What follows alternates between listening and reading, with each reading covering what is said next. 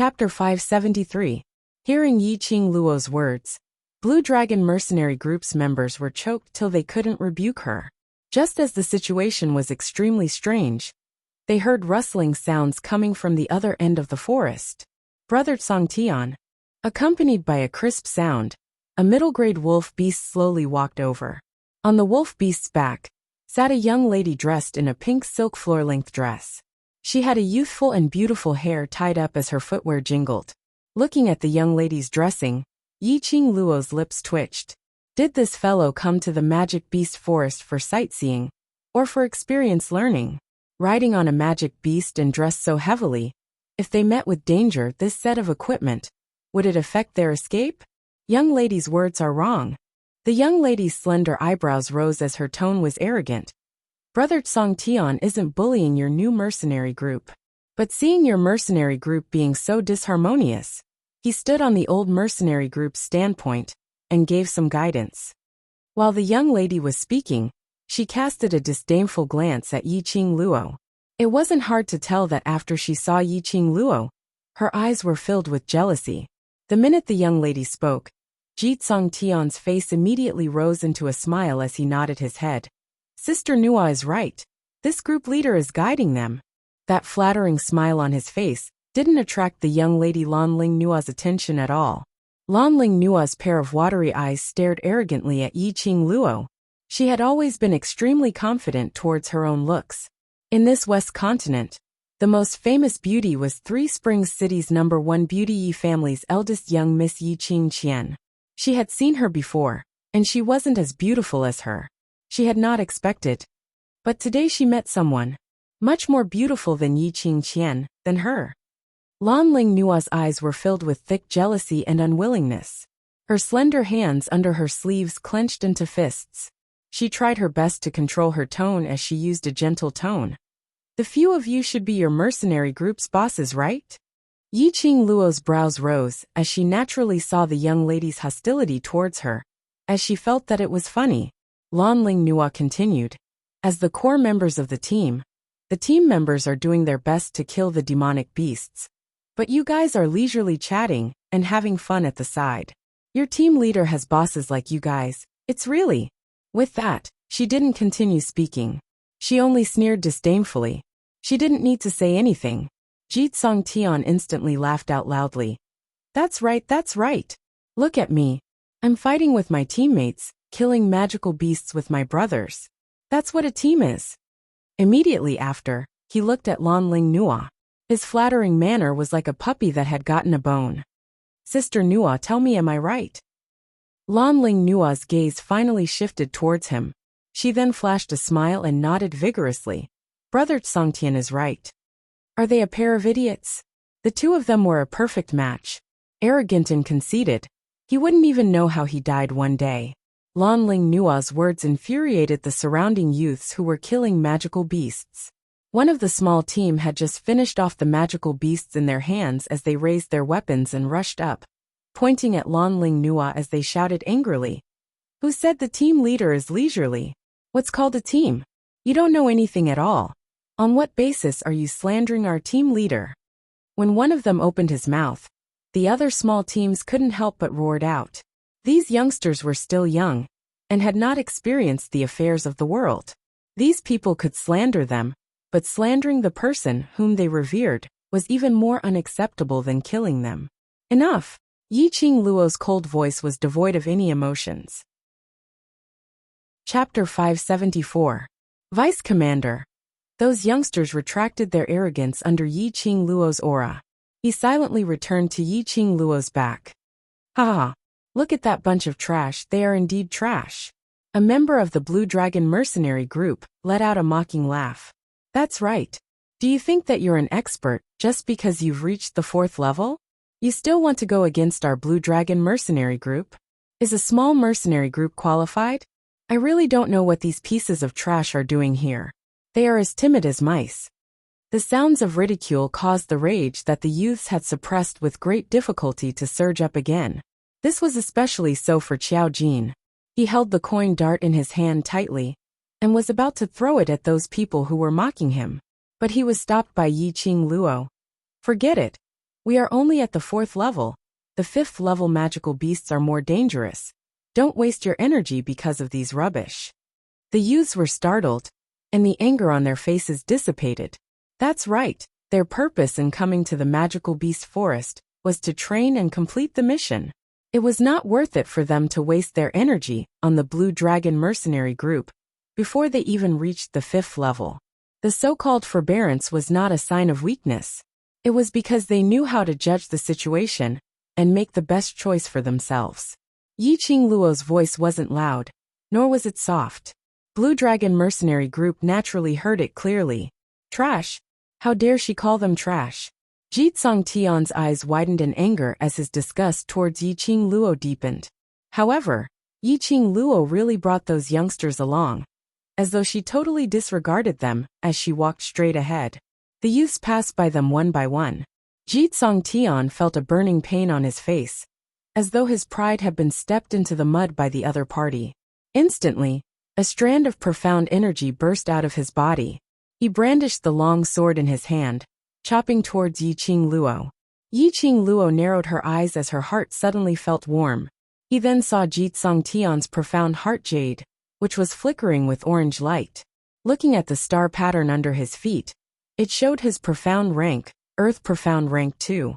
Looking at Jitsong Tian's age, he was at most 25 or 26. He had already reached the 2nd level of the Earth Profound Realm. It was no wonder that he was so arrogant. Yiqing Luo muttered to herself irresolutely. It seemed that she had to raise her profound rank as soon as possible, otherwise she wouldn't be able to catch up with the others. Just relying on his footwork and teleportation was not a long-term solution. When Jitsong Tian's long saber slashed down, a loud dong was heard as a gold coin dart flew past, hitting the long saber. The strong force forced Jitsong Tian's long blade to deviate as his arm was so numb that he almost dropped his long blade onto the ground. The moment he made his move, the members of the Blue Dragon mercenary group were not going to let him off. With a shout, he charged forward. The World Group's youngsters naturally wouldn't allow them to bully them, as they raised their weapons to block their attacks. For a moment, the entire 4th line became chaotic. The two teams were entangled together.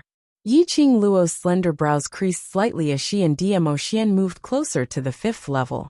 Yiqing Luo transmitted her voice through the mercenary group badge. All brothers move closer to the 5th level, shake them off. If these people really got involved, it would definitely be a huge problem. It was the last day of holiday, and Yiqing Luo didn't want to waste any more time. Unexpectedly, Lanling Nua, who was riding on the wolf beast, also commanded the wolf beast to move towards this direction at the same time. Lanling Nua felt that in the chaotic battle, she would inevitably be hurt. She dressed up so exquisitely today, in order to raise the Blue Dragon mercenary group's looks, not intending to make a move. On seeing Yiqing Luo and a man hiding in this direction, Lanling Nua naturally followed along. Chapter 575. Lanling Nua shrieked in terror. The pain from the fall was a small matter, but if she were to ruin her meticulously dressed up, then the loss would outweigh the gain. But the pain that she imagined didn't come. Her body fell into a warm embrace. That embrace was incomparably wide, and through the thin clothes, she seemed to be able to feel the warmth from the person behind her. A sandalwood fragrance entered her nostrils. Lanling Nua subconsciously opened her eyes and looked at the person behind her. This glance met with a pair of sparkling peach blossom eyes, as though it was a whirlpool, sucking her soul into it completely. The face that entered her eyes was so ordinary and ordinary, but unfortunately, that pair of peach blossom eyes added a unique charm to that ordinary face. Lanling Nua's heart suddenly started to beat rapidly. Her eyes were filled with shyness as she put on a smile which she thought was the most beautiful as both her hands wrapped around his neck, speaking in a sweet voice. "Little brother, thank." Lanling Nua had just opened her mouth when her body suddenly turned light as she fell onto the ground. "You!" Lanling Nua stared at Dmo Xian in disbelief, totally unable to believe that there would actually be a man who rejected her. He had obviously caught her. Wasn't it to be a hero saving a damsel in distress? He actually pushed her away. Lanling Nua's eyes were filled with astonishment as she could clearly feel that Dmo Xian had let go of her without any hesitation. Following that, he was expressionless as he watched her fall onto the ground with an apathetic gaze. Following that, as though he was infected with germs, he pulled out a handkerchief and wiped his hands. Dmo Xian was moving swiftly, and the minute he let go, due to inertia, Lanling Nua fell onto the ground and was blown by the strong gale as she tumbled. The surrounding was lush, and the ground was filled with branches mixed with soil. This tumble caused Lanling Nua's pink soft silk clothes to be ripped open, and finally with a tearing sound, her sleeves were ripped off from her shoulders, and her pink underwear could be seen indistinctly. Her meticulously bundled hair was hooked onto the branches, and strands of hair were ripped off as her scalp started to hurt. Sister Nua, Jitsong Tian's heart shuddered fiercely as he hurriedly ran up and carried the disheveled Lanling Nua into his arms. When he looked down, he could see the beautiful figure of a woman under the white arm that was exposed after Lanling Nua was torn apart. Jitsong Tian's throat moved as he forcefully swallowed a mouthful of saliva and removed his outer robe, draping it over Lanling Nua. Bitch! B*TCH. Lanling Nua was so angry that her entire body was trembling. Her battered face was contorted to the extreme. Jitsong Tian had never seen her in this state, and he was momentarily stunned as the hand, which was wrapping her clothes, froze. Lanling Nua realized that she had lost her composure and forcefully suppressed the anger and fury in her heart. She pinched herself hard with the hand that was wrapped under the robe. At that moment, Lanling Nua's beautiful eyes oozed out a drop of blood. Instantly, the beauty's tears rolled down her cheeks. Brother Tsongtian, Brother Tsongtian. Those choking sounds of sobbing made Jitsong Tian's heart hurt. Lanling Nua cried and cried as she pounced into Jitsong Tian's arms, calling out in an extremely aggrieved manner. She didn't say a single word, as she kept calling out Jitsong Tian's name. Jitsong Tian's body tensed up as his hands slowly landed on Lanling Nua's petite body after some time.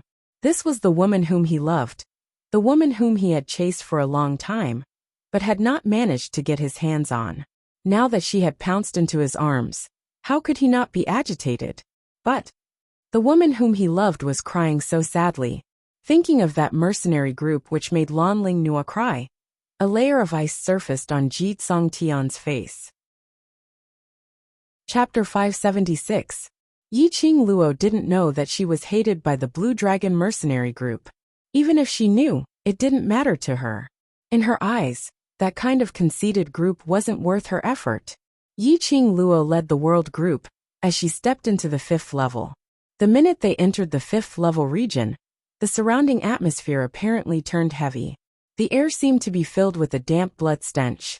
Those youngsters who were originally talking about that mercenary group earlier, and talking about that arrogant mercenary group slowly stopped talking under this strange atmosphere. One by one, the youngsters subconsciously puffed out their chests as they vigilantly released their senses. Danger. Everything here was giving off a dangerous vibe. It was different from the relaxed feeling of the 4th level and below. Everywhere here was filled with a sense of oppression. Even their breathing seemed to be cautious. Remember your motive for coming here. Yiqing Luo suppressed her voice as her vision swept past all the youngsters. For those unimportant people, or before the mission is completed, don't bother about them. After the mission is completed, I won't stop you however you want to play with them. Towards the Blue Dragon mercenary group, if the world group's youngsters really wanted to make a move, Yiqing Luo wouldn't stop them, because she was afraid of trouble. What's more, she hoped that the world group's youngsters would have a battle with the Blue Dragon mercenary group. However, he had to prioritize his priorities before doing anything. If for Blue Dragon mercenary group, they had to sacrifice the world group's youngsters' energy, causing them to be unable to complete the 10 high-leveled missions, then it wasn't worth it. The world mercenary group itself didn't have the advantage in terms of numbers. If they were to sacrifice their manpower here, there was totally no need. The youngsters' eyes lit up. The meaning was, as long as they completed the mission, they would be able to teach that Jitsong Tian a harsh lesson? Facing the youngsters' hopeful gazes, Yiqing Luo chose to ignore them, as she intentionally didn't say anything. Following that, she looked at Long Yunjian. Group leader, what's our mission? 10 missions. Long Yunjian's voice was calm as he said faintly, 7 missions are to kill high-leveled magical beasts and obtain their magical beast cores, skin and bones. Among them, we need 2 wolf beasts and we need wolf teeth and fur. 3 bear beasts, we need the entire bear beast and not a single part can be missing. There's another one that's more difficult. The Mercenary Union has specifically suggested that I choose carefully, which is to kill 2 goshawks. The youths were all dumbfounded. Their legs froze on the spot, not daring to move. Kill a high-level magical beast? Are you sure you're not joking? It was a wolf beast, berserk beasts and eagle beasts. Not to mention 7, even if just 1 high-level magical beast came, they would probably suffer. Furthermore, he wanted to kill the goshawk demonic beast? Oh my god. Do you know what the goshawk is capable of? That was a bird flying in the sky. How could they possibly kill it? The youth gulped nervously. After a long while, they finally found their voices and asked in a trembling voice, what about the other 3 missions? Dig out the herbs at the edge of the gap between the 5th and 6th levels. As soon as this mission was announced, the youth's faces immediately became lifeless. These F*King quests were all deadly quests. Don't look at how easy it was to dig up the medicinal herbs. The key was it was at the edge between the 5th and 6th lines. That was the place where magical beasts were most likely to appear. Especially in the magical beast forest, all the medicinal herbs were under the control of the magical beasts. If they were to dig the medicinal herbs and attracted the magical beast's attention. Chapter 577.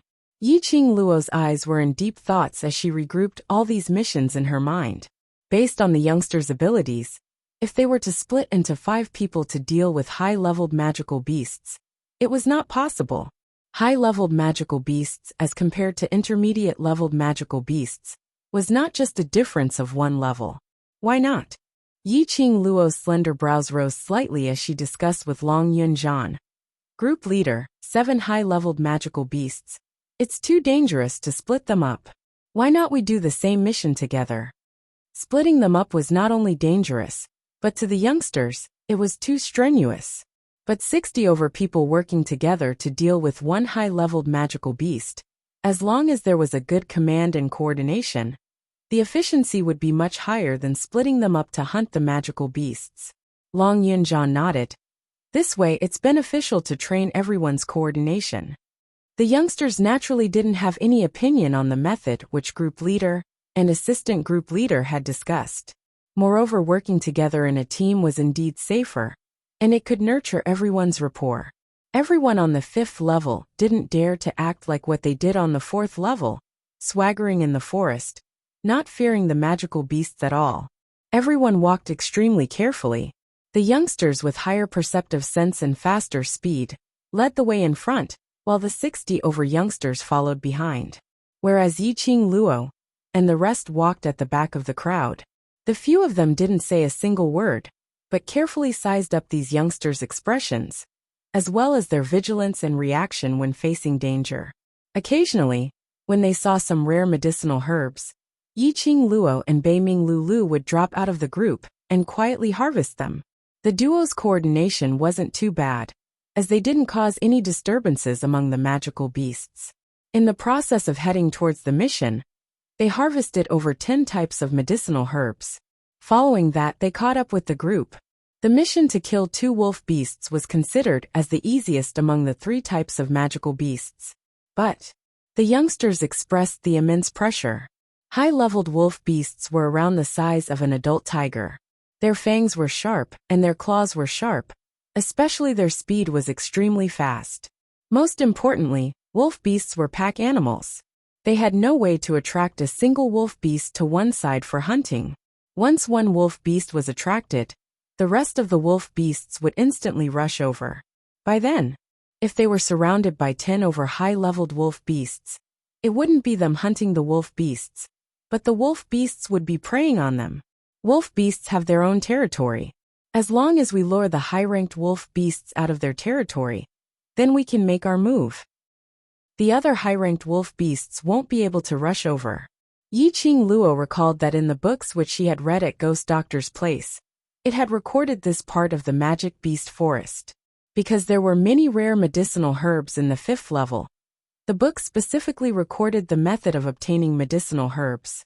It was specially marked that the magical beasts of the 5th level all had their own territories.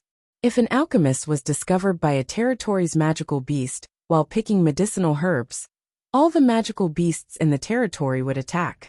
However, if they escaped from the territory of the magical beasts, the pursuing magical beasts would give up on their pursuit. Of course, the beast tide was not an unstable factor. When Long Yunjian heard that, his handsome brows creased slightly as his azure blue eyes revealed some puzzlement, as though he didn't understand how Yiqing Luo knew about the matters regarding the magical beast's territory. When the other youths heard this, they saw Baiming Liancheng's eager expression. "Group leader, vice group leader, let me try." The youth's face was filled with excitement and agitation. He did not cower or try to be brave at all. He exuded an aura of confidence. Chapter 578. Baiming Liancheng's skills weren't bad at all. After coming out from Death God Castle, he had consecutively risen by 2 levels, and his skills had become even more agile. After obtaining Long Yunjian's permission, he leapt up and burrowed into the bushes. In a blink of an eye, he had already lost track of him. His presence seemed to have disappeared. The youngsters searched for a long time and released their senses. They couldn't sense Baiming Liancheng's presence at all. Yiqing Luo nodded her head satisfactorily. No wonder Baiming Liancheng dared to volunteer himself. So he had this ability. He was able to conceal his presence completely, blending into one with the surrounding environment. Like a chameleon, he was able to conceal himself at all times. Baiming Liancheng hid in the dark as he kept nearing the wolf pack. Not too long later, he saw 10 wolf beasts gathering by the stream to drink water. This stream flowed down from the 7th level, all the way to the 1st level. There were only 2 such streams in the entire magic beast forest for the magic beasts to draw water from. 10 wolf beasts would raise their heads from time to time as their mouths gave out sharp howls. After howling for a while, they bent over to drink water. Groping around, after about half an incense's time, those 10 wolf beasts left in a group. Just at this moment, the last wolf beast howled as its entire body was flung out fiercely. That wolf beast, which was the size of a tiger, directly broke a thick and sturdy tree. A whoop, waves and waves of wolf howls rang continuously. The wolf pack's sharp eyes looked around as their noses twitched, but they didn't smell anything strange nearby, nor did they smell any dangerous presence.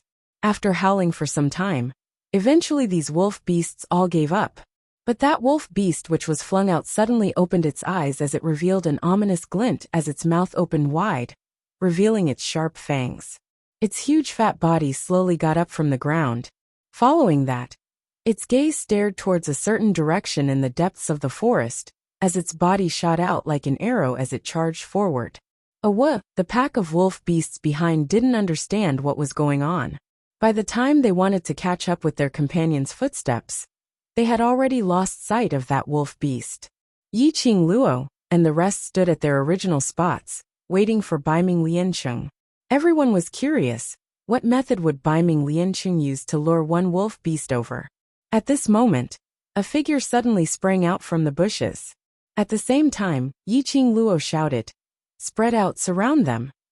The youngsters in the world group had long developed the habit of moving subconsciously when they heard orders. Upon hearing Yiqing Luo's command, everyone swiftly dispersed, forming an encirclement. A huge wolf beast leaped into their encirclement. What was going on?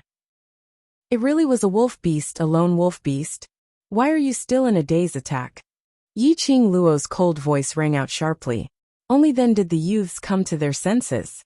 They gripped the weapons in their hands and began to attack the wolf beast. Xiao Jin and Yen Xiaoyi commanded while Yiqing Luo retreated to one side. She looked at Baiming Liancheng, who was wiping his sweat. There was still a trace of shock on his face, but when he saw the youths kill that wolf beast together, his eyes were filled with satisfaction. Yiqing Luo's pink lips curled slightly as she walked over and lightly patted his shoulder. "Liancheng, you've done well." This encouragement was extremely light, extremely slow, and contained a tinge of gentleness. Baiming Liancheng's body stiffened as the hand which was wiping his sweat squatted on his forehead. He turned his head and met with Yiqing Luo's smiling eyes. Chapter 579. She had to admit that Baiming Liancheng's reaction was fast, and he was an intelligent person. After Yiqing Luo got closer to him, she smelled a trace of medicinal herb smell from him. This smell was what she smelled when they passed by the other beast clan's territories. Yiqing Luo roughly guessed the method which Baiming Liancheng used. The wolf beast just now must have been attracted by the smell of the herbs. Yiqing Luo patted his shoulder once again, as she revealed a gentle smile. Go on. Baiming Liancheng's eyes shone slightly as he nodded his head vigorously, and immediately dived into the bushes to search for the next wave of wolf pack. This method could only be used once for the same wave of wolf pack. Otherwise, the second time, these magical beasts which had their own consciousness would definitely discover something amiss. Yiqing Luo turned around and looked at the youngsters who were struggling with the wolf beasts. At this moment, she didn't know that her one encouragement made a youngster's inner heart gradually become strong and filled with hope. Using the same method, the youngsters hunted 2 wolf beasts and sliced the corpses according to their body parts, placing them into their space bags in batches. After 2 consecutive wolf beasts, the youngsters were already exhausted. Yiqing Luo had already found an empty space with a huge rock for everyone to rest and replenish their energy. 1 hour later, the youngsters started their journey. The last time Yiqing Luo came here, she had already memorized the rough topography of the magic beast forest in her mind. She directly led the youngsters towards the bear beast's territory. Occasionally, there were several advanced-leveled magical beasts walking around. Yiqing Luo and the others carefully avoided them. It was until they entered the boundary of the bear beast's territory when they stopped in their tracks. Yiqing Luo used the mercenary group badge to transmit her understanding towards the bear beast to the youngsters. Bear beasts were solitary magical beasts and didn't have the awareness of their companions. These bear beasts, when they met their own kind, would not hesitate to attack their own kind. So if they wanted to deal with the bear beast, even if the other bear beasts saw them, they wouldn't help. Of course, there was a possibility that after they killed the bear beast, they would snatch the bear beast's corpse and attack the mercenary group. When the youngsters heard that, their gazes towards the bear beast were filled with battle passion. The body of the advanced bear beast was as tall as a tree that 3 people could carry when it stood up. When it walked, the ground shook continuously. Yiqing Luo saw that everyone was ready, and with a command, she directly led the youngsters as they charged towards a bear beast. The bear's attacks were swift and powerful. It clearly looked extremely cumbersome, but its movements were shockingly agile. After expending a tremendous amount of effort, the 60-odd people finally managed to take down a bear beast. Luckily, Yiqing Luo had specially lured the bear beasts to a corner of the bear beast's territory, so it didn't attract the attention of the other bear beasts. The requirement of the mission was that they needed the bear's entire body, not a single part missing. However, if he didn't cut up this huge bear, his spatial pocket wouldn't be able to contain it. Everyone's vision fell onto Yiqing Luo. They remembered that Yiqing Luo had a realm ring in her hands, which could store many things without any restrictions. Yiqing Luo's lips twitched helplessly. She had long planned to place the entire bear beast's corpse into the profound phoenix ring. Just as she was about to head up and keep the bear beast into the profound phoenix ring, she heard an exasperated shout behind her. "It's you bunch of trash mercenary group again." As the saying goes, enemies wouldn't meet unless they were enemies. Weren't these people the Blue Dragon mercenary group, which they had just met at the 4th level? Chapter 580. Yiqing Luo suddenly had a bad premonition. Blue Dragon mercenary group's mission? Surely it couldn't be a bear beast, right? If this was really the case, then their battle with Blue Dragon mercenary group would probably be brought forward. Indeed, in the next second, she saw Jitsong Tian leading a group of people as they walked up in quick steps. His vision swept past that bear beast's corpse on the ground as his eyes sparkled with a strange glint. Jitsong Tian had a different view towards this group. He originally thought that these youngsters were merely gathered together to find some fun. Moreover, looking at them, all of them were obviously frail people, without the strength to truss a chicken. Even if they looked handsome and dainty, that didn't change the fact that their cultivations were low. But this group of trash which he looked down on actually managed to kill a bear beast. Jitsongtian hadn't even said a word when a group member beside him had already raised his voice as he spoke out sharply. Trash group, you actually dare to snatch the item required for the mission with Blue Dragon Mercenary Group? This bear beast belongs to us, Blue Dragon Mercenary Group. Jitsongtian frowned and was just about to say something, but on seeing Lan Ling Nua, who was sitting on the wolf beast's back, he recalled her sad look when she was crying in his arms earlier, so he stopped his mouth. That's right, this was merely a mercenary group formed by a bunch of trash. Since they dared to offend Blue Dragon, and dared to make Sister Nua into such a disheveled state, then they must pay the appropriate price. This bear beast, don't even talk about whether it was the item required for their mission. Even if it wasn't, he, Jitsongtian, was determined to get it. Anyway, this kind of matter often happened between mercenary groups. But when that group member's words entered the world group's youngsters' ears, it incited everyone's dissatisfaction. Tang Ziqing's expression was cold as she berated coldly.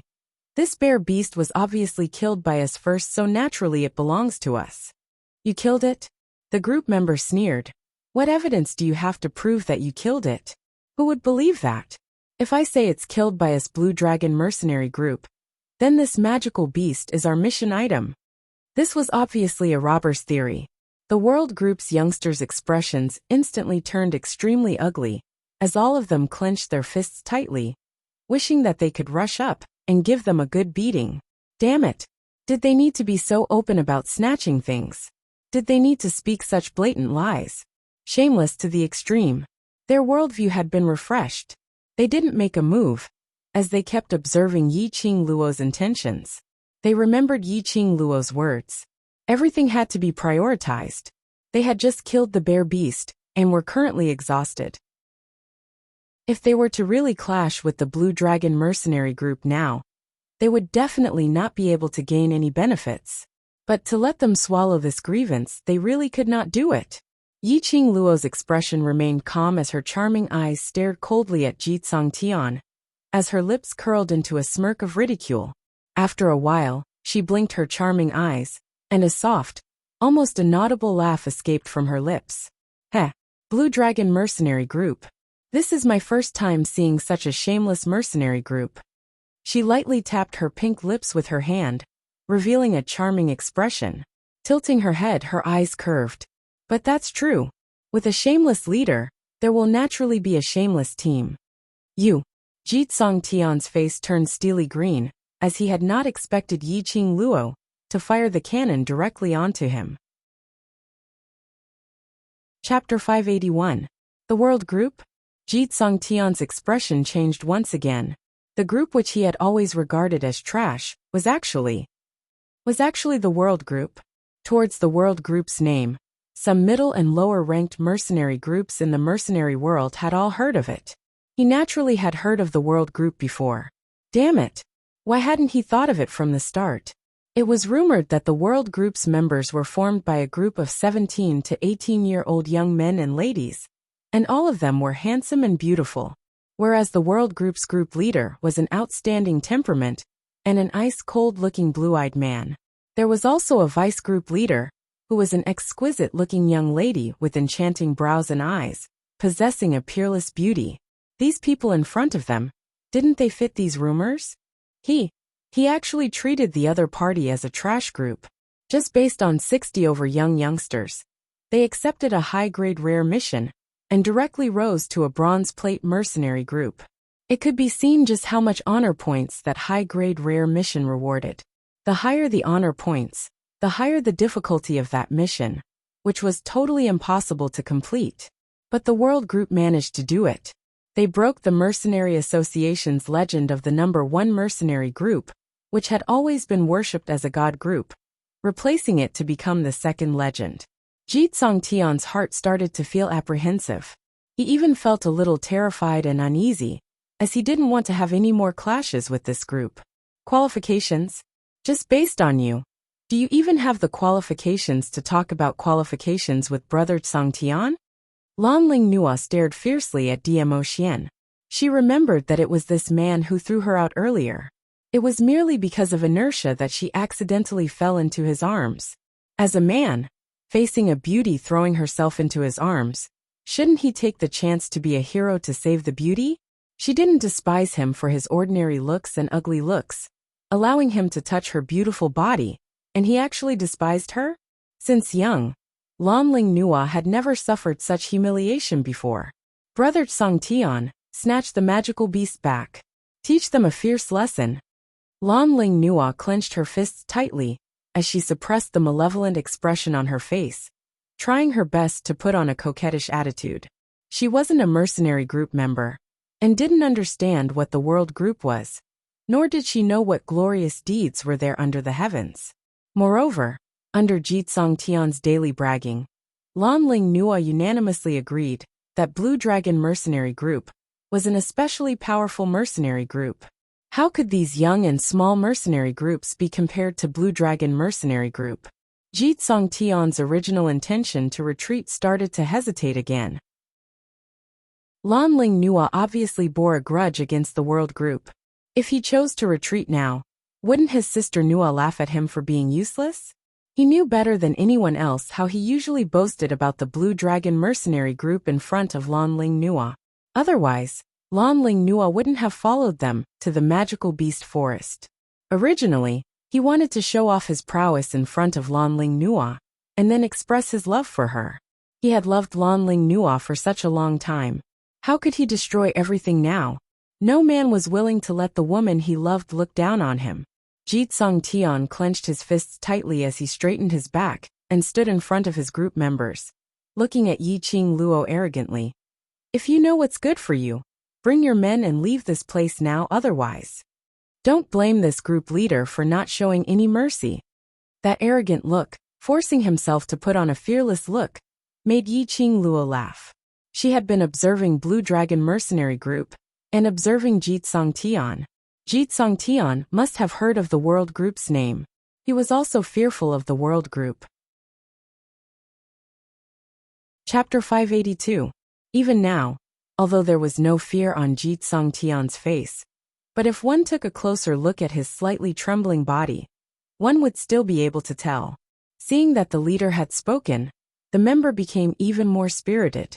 As if he had found a backer, he shouted again. Did you hear that? Our guild leader is magnanimous and won't bicker with your trashy team. Get lost right now. Yi Qing Luo's eyes narrowed slightly, as she didn't even bother to take a look at Ji Tsangtian. She directly bent down as her feather fan touched the bear beast's corpse slightly. A fluorescent light flickered, and the huge bear carcass disappeared in the blink of an eye. Blue Dragon Mercenary Group's members all opened their eyes wide, as even using their toes to guess that Yi Qing Luo must have done something to this bear beast's corpse. This action was obviously provoking them on purpose. You, how dare you?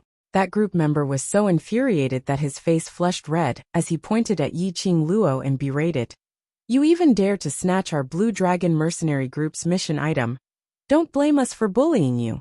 They spoke righteously, as if they were the ones who had killed the bear beast. Yi Qing Luo gave a cold laugh as she turned around and walked deeper into the eerie cold. How could the members behind him endure such provocation? This woman in front of him actually dared to look down on him. He wanted her to pay a painful price. That member clenched the weapon in his hand tightly as he directly flew towards Yi Qing Luo's direction. Yi Qing Luo turned around with her back, facing the Blue Dragon Mercenary Group. The surrounding the world group members were all looking at this scene, not knowing if they were all silly or what. No one actually reminded Yi Qing Luo. As for Yi Qing Luo, she didn't seem to know that there was someone sneak attacking her from behind. Lan Ling Nua sat on the back of the wolf beast and watched the scene in front of her. A hint of elation flashed past her eyes. It's this kind of team. When their boss is being ambushed, they can only stand by and watch. This is retribution. She was hinting at the fourth level. Yi Qing Luo and the rest were leisurely chatting by the side, while the other youngsters were clearing the way around them. When the members of Blue Dragon Mercenary Group heard this, they felt that it made sense. This was retribution. The members of this useless team put themselves in a high and mighty position, ordering their own team members around as they pleased. He deserved to be abandoned by his own team members. Just as Blue Dragon Mercenary Group's members thought that Yiqing Luo was dead for sure, the ambushing member suddenly let out a blood-curdling scream. With a whoosh, the figure was kicked into the bushes at the side. The sound of a heavy object falling to the ground was accompanied by the painful wails of the regiment member. It was extremely ear-piercing. What was going on? Jitsong Tian's gaze subconsciously fell onto Yiqing Luo. However, the slender figure still had her back facing them as she returned to the middle of Long Yun Zhan's group before turning around. At the instance when she turned around to look at him, Jitsong Tian obviously saw a deep sense of ridicule in Yiqing Luo's eyes. Yes, it was mockery, laughing at his incompetence, mocking their mercenary group for overestimating themselves. That shameful feeling exploded forth in that instant. Jitsong Tian was so angry that he was trembling. The current him didn't care if the group in front of him was that famous mercenary group or not. He only knew that he could not let go of anyone who mocked him. Otherwise Blue Dragon Mercenary Group wouldn't have a foothold in the mercenary world. He wanted to kill Yiqing Luo. He wanted to make Yiqing Luo pay a painful price for today's actions. Chapter 583. The other party was just a trashy mercenary group. Why did it feel that? Jitsong Tian's side had always been on the losing end. Moreover, they were controlled by the other party until they had no way to resist. Earlier, they didn't even see anyone making a move, and Alu was sent flying. Lanling Nua started to suspect if what Jitsong Tian said was true or not. Suddenly, she started to regret listening to Jitsong Tian's words, abruptly following him into the magic beast forest. Seeing his beloved woman's suspicious gaze, Jitsong Tian's pride suffered a serious blow. A gush of nameless fury started burning. He clenched his fists tightly as he stared fiercely at Yiqing Luo, shouting out sharply, "Snatch our bear beasts back. Let them witness the power of the Blue Dragon Mercenary Group." Yiqing Luo and the others looked at Jitsong Tian as though they were looking at a bunch of clowns. Although the youngsters were already very tired, but the thought of being able to teach these arrogant Blue Dragon Mercenary Group a lesson, all of them were as excited as though they were injected with chicken blood. Motherf asterisk cur. They had wanted to beat them up for a long time, alright. If it wasn't for Madame Qing Luo's words, they absolutely would have charged up right now. These youngsters, under Yiqing Luo's influence, all understood one logic. That was battle. The most realistic battle, which was now their battle with the Blue Dragon Mercenary Group. The reason why the Blue Dragon Mercenary Group was able to walk till now, to become a bronze plate mercenary group, was because the group leader and members' characters were a little conceited. But there was no way to deny that they had absolute ability. To be able to battle with them, they should be able to gain quite a bit of upgrade. Yiqing Luo's brows creased as she was about to say something. Suddenly her ears moved slightly as her vision seemed to have touched something. Her eyes suddenly narrowed as she gave a tender shout. "Retreat immediately." Her expression became solemn.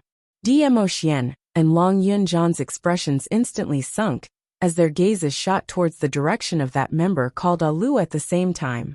When those youngsters who were rubbing their palms heard that, they went into a blank as they speedily followed Yiqing Luo's instructions, retreating into the depths of the forest. This action, in the eyes of the Blue Dragon Mercenary Group's members, was because they were afraid of their ability and wanted to escape. These group members had always been proud and arrogant, and earlier they were humiliated by Yiqing Luo and the others. So why would they let them off? Under Jitsong Tian's command, the group of them immediately wanted to chase up. Suddenly, a shrill scream came from the bushes behind him. It was Lu's voice. Jitsong Tian and the others stopped in their tracks as they turned their heads over. Only to see a huge pitch-black object poking its head out from the bushes. When he stood up, he was as tall as a mountain. It was a beast, a pitch-black beast. Its legs stood on the ground, and one of its claws hooked Alu up with only one nail. Alu was already a 25-year-old adult man with a tall and sturdy figure, but compared to the giant beast's fingernails, it seemed so tiny. He was as small as an ant. Without any explanation, the giant beast stuffed the person it was hooking onto into its mouth. Instantly, blood splattered everywhere. Alu didn't even let out a scream before he was chewed up and swallowed into the belly of the giant beast. All the members of the group were scared silly. What kind of monster was this? It actually swallowed a living person just like that. Just as they were in a daze, that giant beast started to move once again as it walked out of the forest. Just one step, and it covered a long distance. Chapter 584. Under Yi Qing Luo's reminder, the World Group's youngsters retreated to a safe place, avoiding the helpless fate of being trampled to death by the huge beast. Jitsong Tian swiftly reacted as he pulled Lan Ling Nua, who was sitting on the mount, into his arms. Following that, he sped towards the World Group's direction. When the other group members saw that, all of them started to rush over in terror. Oh my god! What the hell was this thing? They had been in the Magic Beast Forest for so many years, and had never seen this kind of magical beast in the 5th level. When Blue Dragon Mercenary Group's members rushed over, the World Group's youngsters were simply cursing in their hearts. They couldn't help but wanted to curse this bunch of shameless people. Ah Xian! Yi Qing Luo's brows creased tightly as she tugged Dmo Xian's sleeve, as her pair of charming eyes congealed on that huge beast. She wouldn't easily open her mouth to Dmo Xian, but under this situation she had to open her mouth. This huge beast was too dangerous. She might be able to use blink movement to avoid this huge beast's attack, but the World Group's youngsters were not able to do so. Moreover, unless it was the last resort, she really didn't want to use the blink movement secret art. Let's not talk about the fact that this secret art was used to save her life. Just the fact that every time she used it, she would be caught red-handed, and was even recognized by others. This secret art, if possible, Yi Qing Luo would try not to use it. The huge beast's speed was simply too fast. Its one step was equivalent to everyone releasing all their profound qi and sprinting for 10 meters. But in just a few short moments, another 10 over Blue Dragon Group's members died tragically under the huge beast's feet. There were some who were swept by the huge beast's claws and directly thrown into its mouth. The scene was extremely bloody and ferocious. Based on her strength, there was absolutely no way to protect the World Group's youngsters. Yi Qing Luo bit her lower lip tightly, as her slender fingers subconsciously clasped Dmo Xian's arm tightly. She was too weak. The bigger the responsibility, the more she felt that she was too weak. After she returned to the academy, she wanted to head to the spiritual Qi treasure land and enter the Azure Dew bracelet to first break through her profound grade to earth profound realm. Dmo Xian's palm was warm as it gently covered Yi Qing Luo's eyes. His voice was calm without any ripples, but Yi Qing Luo could hear his concern. "It's okay, I'm here." Just 4 simple words made Yi Qing Luo's heart tremble suddenly. Dmo Xian's palm blocked her vision, and it was pitch black. She blinked. Her long, curly eyelashes brushed past his palm like a small brush. Shortly after, the sounds of the youth's heaving sighs of relief could be heard. Yi Qing Luo grabbed onto Dmo Xian's palm with both hands, only to see the World Group's youngsters and Blue Dragon Group's members all squeezing over. Although the youths were saying nasty things and ridiculing the group members, they still made way for them to have a place to stand. Not long after, this small piece of flat ground was filled with people. As for the giant beast, it kept raising its foot, trying to step on them. However, the huge foot that was lifted up seemed to be blocked by something, and was bounced back. The giant beast's body swayed, and like a collapsing mountain, it fell straight back. Boom, boom, boom. A deafening sound reverberated along with the entire Magic Beast forest shaking. It wasn't an exaggeration to describe it as the earth quaking and mountains shaking. It was an enchantment. Yi Qing Luo raised her eyes towards the sky, and she could faintly see a transparent ray of light, appearing and disappearing indistinctly. When did Dmo Xian conjure the enchantment? Chapter 585. What is that thing? The group members heaved a sigh of relief, as their legs were so weak that they couldn't even stand properly. They had all witnessed their own comrades being eaten up by that huge beast, being trampled to death by that huge beast without any chance to resist at all. They didn't know how long this barrier could last for. If there wasn't a barrier, wouldn't they all die under this huge beast's feet? Yiqing Luo's brows creased tightly as she stared at that huge beast, which was crawling up, as her eyes narrowed slightly. After some time, she released Dmo Xian's arm. Let me take a look at the surrounding situation. Dmo Xian's eyes sunk as he tried to grab her arm. Even he didn't know where this huge beast came from, so it was too dangerous to leave the barrier rashly. I'll ride on Little Nine and take a look in midair. Nothing will happen. Saying that, Yiqing Luo sat on Little Nine's back. One man and one beast left the barrier and flew straight into midair. After leaving the barrier, Yiqing Luo then sensed a gust of stinky wild wind blowing continuously. That huge beast had already stood up and once again attacked towards the direction of the barrier. Yiqing Luo gazed afar and saw that not too far behind the huge beast, densely packed magical beasts were surging over. Just like a beast tide, surging forward in an extremely turbulent manner.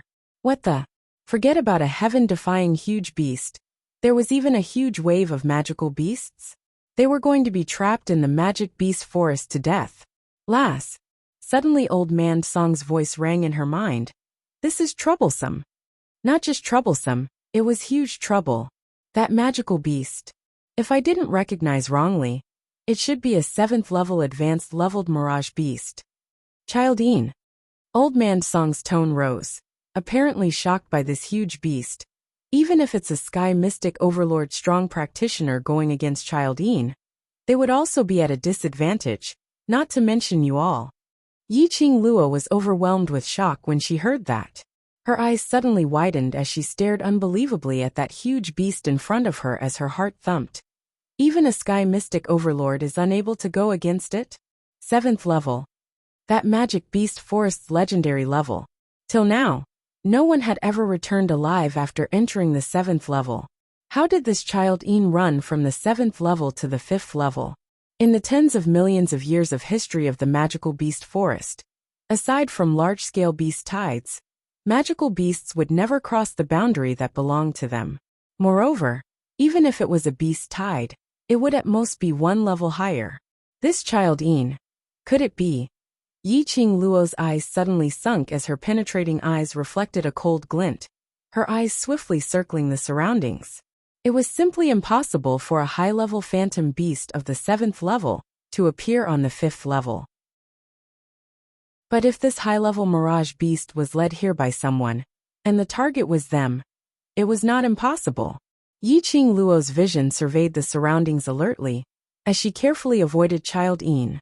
Vaguely, Yiqing Luo seemed to have seen a figure among the densely packed magical beasts. When she looked over again, the figure had disappeared without a trace. It was as if it was just an illusion. An illusion? Yiqing Luo frowned as her gaze turned chilly. No, it can't be an illusion. The appearance of these magical beasts and Childine was indeed premeditated. Was it a ploy by the dark forces?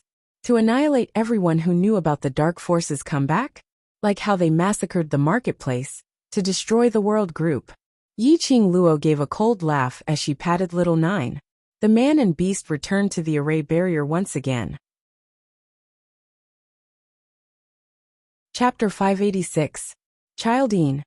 Dmo Xian's expression changed abruptly, as that pair of eyes which were filled with brilliance turned biting cold. His brows creased as he looked outside the array barrier at the huge beasts which kept on attacking. It's actually Childine. Yiqing Luo bit her lower lip as her slender hand hooked onto Dmo Xian's arm as she suppressed her voice. There's a huge batch of magical beasts coming over. It seems to be a beast tide. This time round, it would be hard for them to escape from this calamity. Yiqing Luo had always assumed that Dmo Xian's profound grade should be above Sky Mystic, which was Sky Mystic Overlord. Old Man Song said that Sky Mystic Overlord's strong exponents were unable to subdue Childine. Indeed, when Dmo Xian heard that the huge beast was Childine, his brows creased into a bundle as his gaze turned vicious.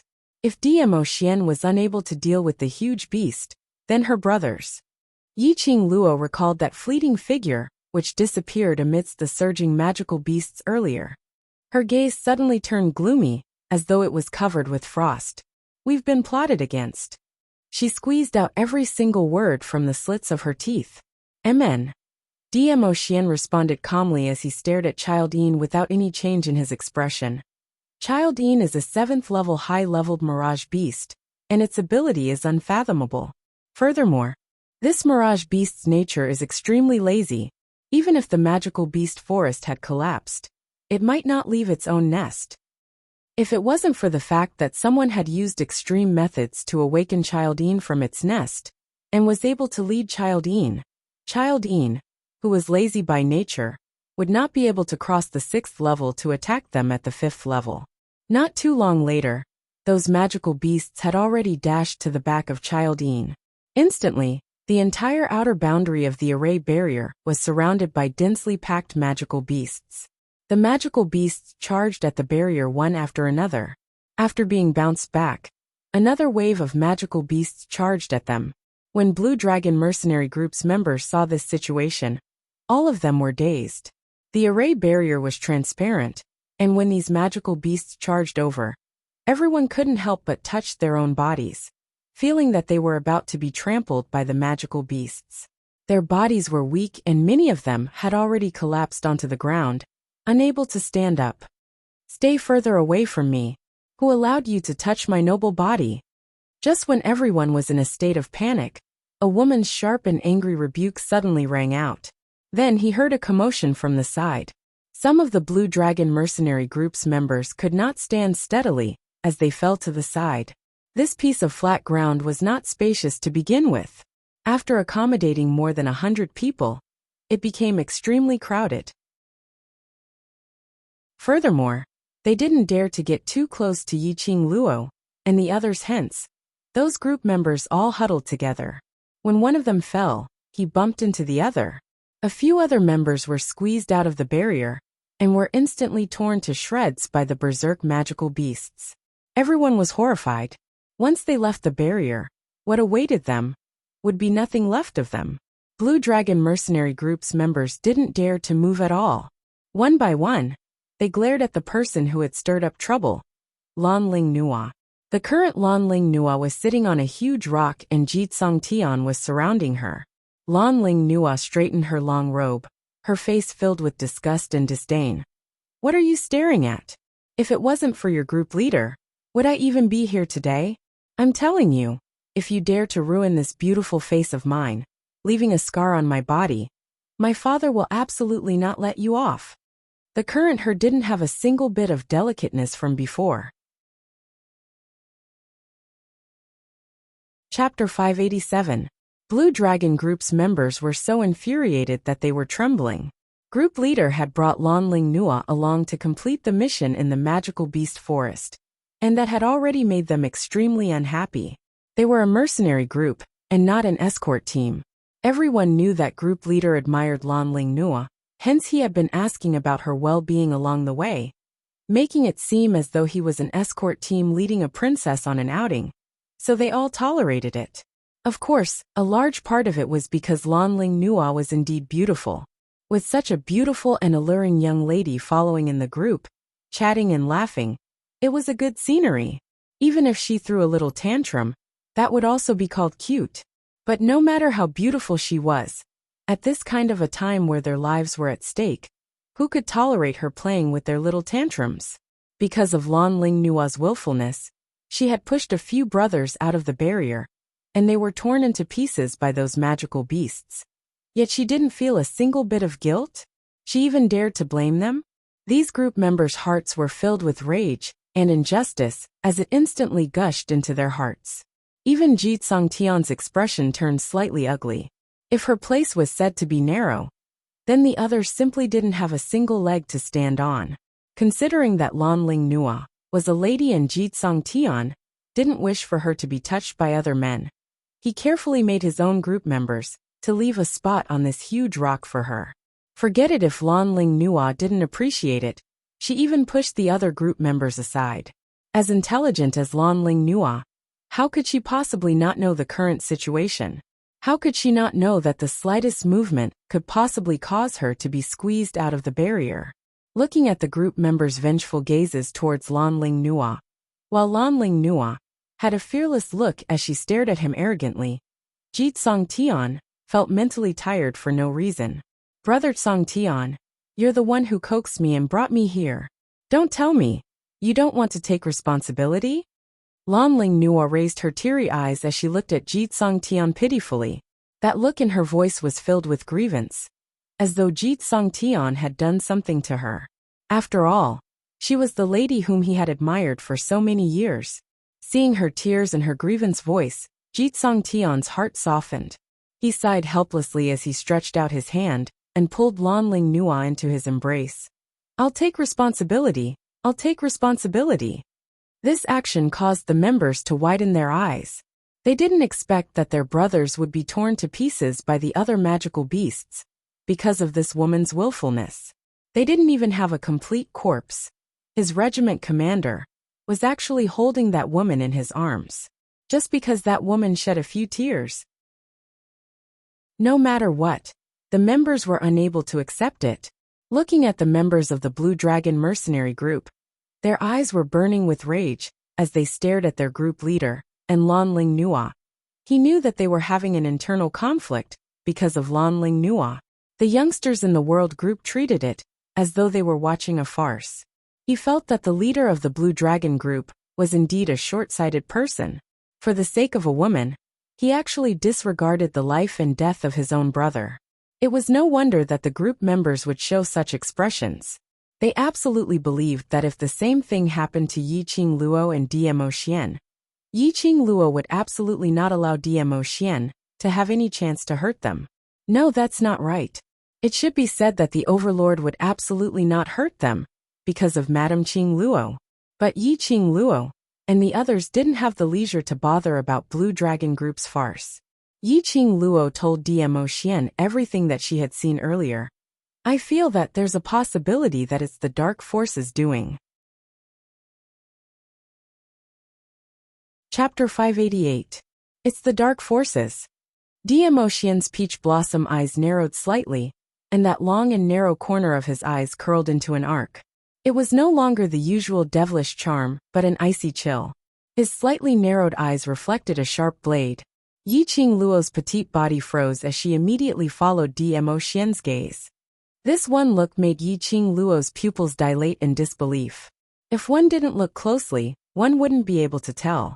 On Child Yin's shoulder, there seemed to be a figure wearing a black cloak. That was the disguise of the dark forces. Something's not right. Yi Qing Luo's slender brows creased. When the beast tide surged over, what I saw wasn't this figure. Although it was just a flash. But she remembered it clearly. Compared to the black-cloaked man, the figure in the middle of the magical beasts was taller and more slender. It looked a little like a woman. In other words, Child Yin was specially manipulated by the dark forces to come to the 5th level to deal with her. And the beast tide was another wave of people who wanted to kill her? Yi Qing Luo's brows twitched fiercely for a few times.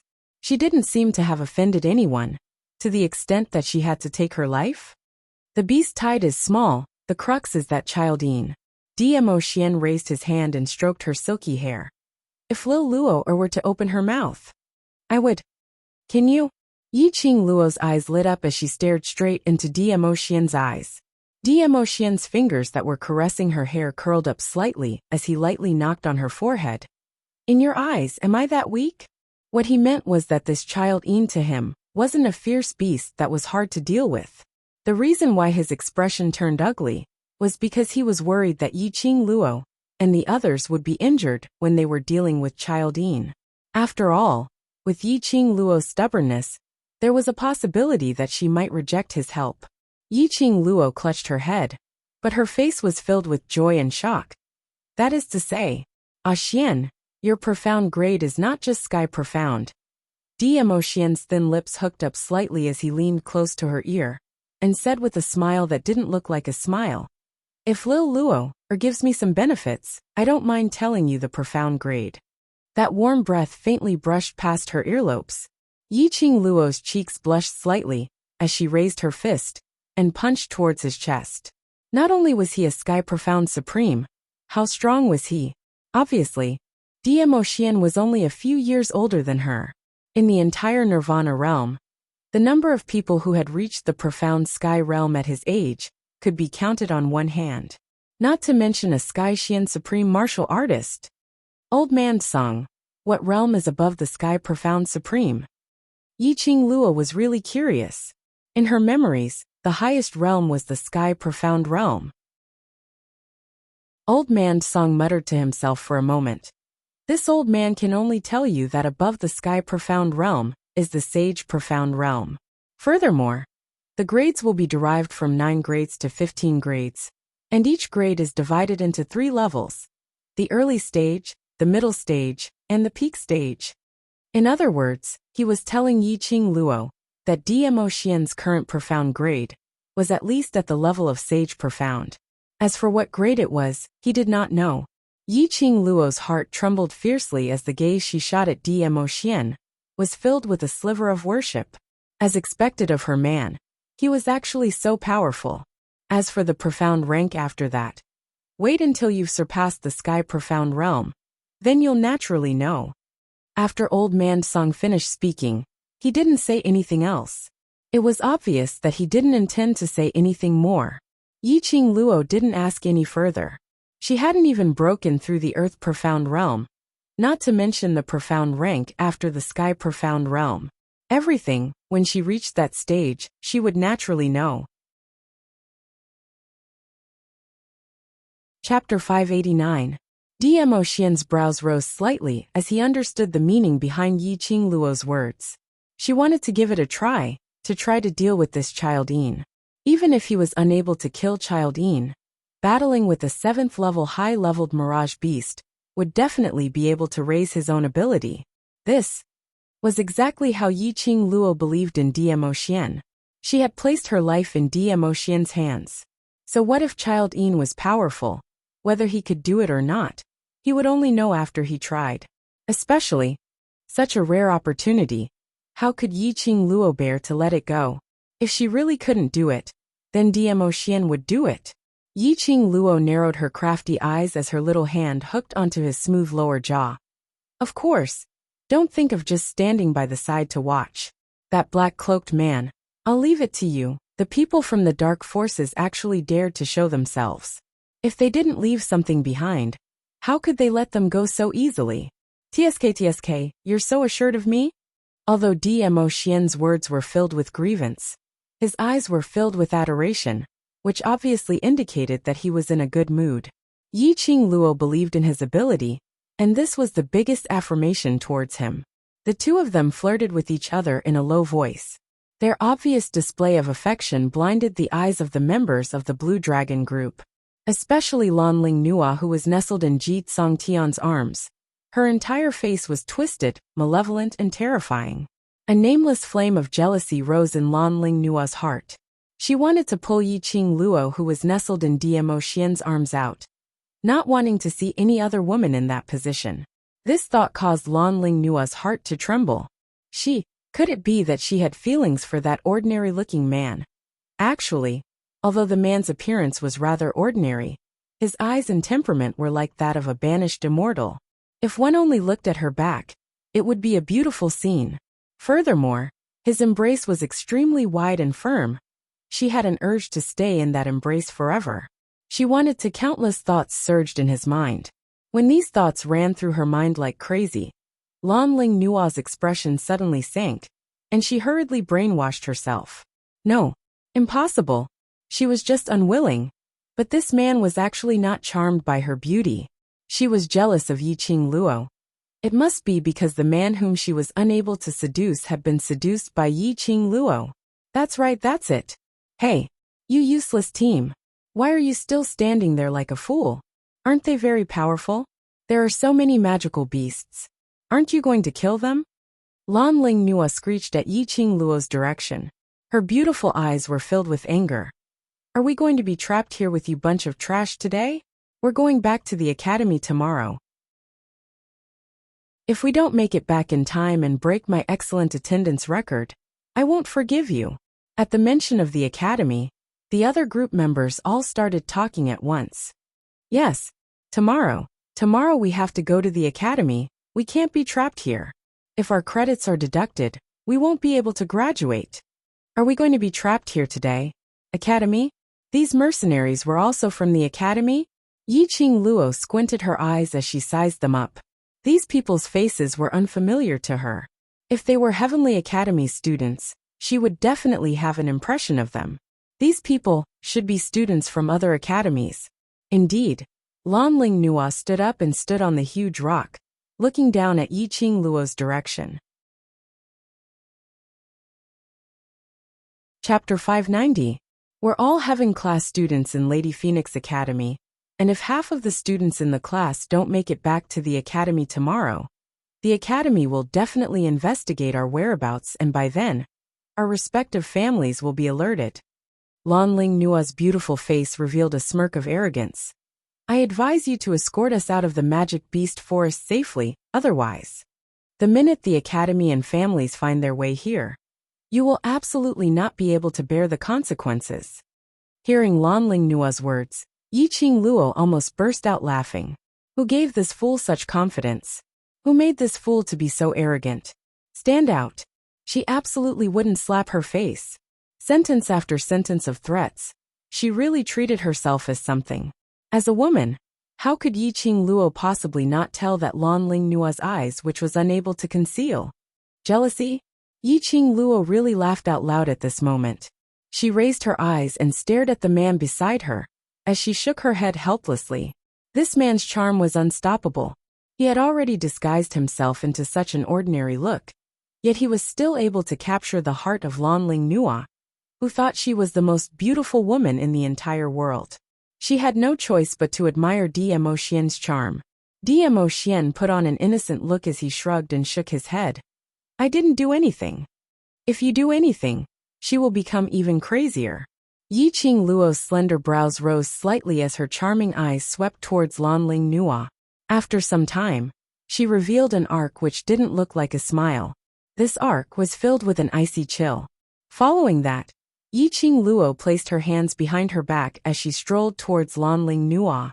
That arrogant and condescending imposing manner forced the surrounding Blue Dragon Group's members to open up a path. Who do you think you are? The World Group is powerful and incredible, but if we don't kill these magical beasts, what can you do to us? That devastatingly beautiful face was obviously smiling, but the words that she spat out made one feel as though they were in an ice house. Immediately after, Yiqing Luo continued, if you don't want to be trapped together with us, then scram out of our enchantment. If you don't want to break your academy's excellent attendance record, then scram out of our enchantment. As for your academy, your families and whatnot, what has it got to do with us? Now I am suspecting that these magical beasts were attracted by your Blue Dragon mercenary group. Sentence after sentence was spat out from Yiqing Luo's mouth icily. There was a hint of disdain in her eyes as she sneered. Her smile grew wider as she said, trash that relies on us to survive. Who gave you the guts to shout here? The last sentence was said by Yiqing Luo word by word, and it was directed at Lanling Nua. Anyone who dared to covet her, Yiqing Luo's man, had to see if she agreed to it or not. She even dared to slander him time and time again. Did she really think that everyone had to love her? Yiqing Luo had never talked about such feelings before. But in her understanding, the so-called love could not tolerate the slightest grain of sand. Between her and Dmo Xian, she would absolutely not allow anyone to come between them. Even if Dmo Xian didn't have any feelings for Lanling Nua, and couldn't even remember what Lanling Nua looked like. But she wouldn't allow it. You could say that she was overbearing or selfish, but to her feelings were just like that. You. Lanling Nua was choked by Yiqing Luo as her face flushed red, as she was so stunned that she couldn't even say a single word of rebuttal. Lanling Nua was obviously standing on the huge rock, wanting to say that she was able to suppress Yiqing Luo's arrogance by looking down at her. But at this moment, she was so intimidated by Yiqing Luo that she started to tremble. Chapter 591. Miss, your words are too serious. Jitsong Tian eventually couldn't bear to see his beloved woman being bullied by others, as he went up to pull Lanling Nua into his arms. Is it serious? Yiqing Luo gave a light laugh as her brows were filled with coquettish charm. You who depend on us to survive, when you're arrogantly ordering us around, why don't you say it's serious? Jitsong Tian's words were dry as his face turned steely green. Young lady, we are Celestial Phoenix Academy students, and I'm East Water Continent's G family's young master. Sister Nua is the East Water Monarch's sister. On account of our G family and the royal family's face, today's matter. Before he could finish his words, he saw Yiqing Luo raising her palm to stop his words. Following that, the feather fan in Yiqing Luo's fingertips moved, and a bewitching red glow pressed towards him. Jitsong Tian had not expected Yiqing Luo to make a move just like that, as he was stunned momentarily, and in his fluster, he hugged Lanling Nua as he turned around and leapt up. However, he had forgotten that he was currently in a spirit formation. With this leap, he leaped out of the spirit formation. A pungent stench entered their noses. The deafening howls of the demonic beasts pierced their eardrums. Countless birds and beasts pounced on the two of them like lightning upon seeing them leap out of the spirit formation. They were so densely packed that the two of them turned pale with fright. Luckily, Jitsong Tian's reaction was swift, as he immediately returned to the array barrier. Just as he was about to explode his anger towards Yiqing Luo, he saw that enchanting woman holding a cold arc with a smile that didn't look like a smile. Her feather fan pressed against her pink lips as she laughed lightly. What has your status got to do with me? Just a few simple words were enough to inflict a heavy blow on the two of them. All along, he had thought that his incomparably noble identity, in Yiqing Luo's eyes, couldn't even stir up a single ripple. Could it be? This woman's status was even higher than theirs? It was no wonder that they didn't know Yiqing Luo's identity. They had only heard of the World Group's name, but were unable to investigate the information of the World Group's members. Because before this, no one had ever seen this group of youths. As for Yiqing Luo's identity, and the news of these youngsters coming out from the Imperial Palace, only the people in West Continent's Three Springs City knew about it. Jitsong Tian hugged Lanling Nua as his pride had been unknowingly trampled into dregs by Yiqing Luo. However, at this moment, he couldn't say a single word. He was completely stunned by Yiqing Luo's imposing manner. However, Lanling Nua was relentless. She had never suffered such humiliation before. Ever since she was a child, she had been the proud daughter of the heavens. Relying on her beautiful face, her life in the East Continent had been smooth sailing. She could be called a queen whose status was second only to her cousin, Junemo Xia, who didn't bow and scrape when they saw her. Why was he humiliated by an unknown nobody in the Western Continent? Well done. How dare you look down on the dignity of our Eastern Continent's imperial family? Lanling Nua popped her head out from Jitsong Tian's arms as her face was filled with anger. Just you wait. Wait till I return to East Continent. I want my royal cousin to send troops to invade your West Continent. Sister Nua. Jitsong Tian pressed down on Lanling Nua's head as his brows creased tightly as he cried out in a low voice. Stop talking. You're afraid of her, but I'm not. Lanling Nua's chest heaved up and down, as she couldn't help but grumble that Jitsong Tian was a big coward. If they were to lose today, wouldn't it make West Continent's people think that their East Continent was easy to bully? Thinking in this way, Lanling Nua's expression turned even gloomier. But her words had just ended when she felt a gust of cold wind blowing against her face, and immediately felt an icy coldness on her neck. Not knowing when, Yiqing Luo was already standing in front of her. Chapter 592. Lanling Nua looked down and saw a slender wrist that was as smooth as jade. The slender fingers were tightly wrapped around her neck. The coldness of his fingertips was like ice melting on her neck. Lanling Nua's petite body suddenly stiffened as her pupils enlarged, staring at Yiqing Luo in disbelief. How did Yiqing Luo appear in front of her? And how did he choke her? Jitsong Tian was actually sent flying. Before she could even react, she was restrained by Yiqing Luo. At this very moment, Lanling Nua deeply felt Yiqing Luo's power. She absolutely believed that Yiqing Luo wasn't simply trying to scare her. He really did not put her status in his eyes at all. He really wanted to kill her. Lanling Nua was scared. Her beautiful face was pale with fright, and her entire body started to tremble. Seeing her in this state, Yiqing Luo's brows revealed a sweet arc, as she was extremely enchanting. Today you're standing on our West Continent's soil.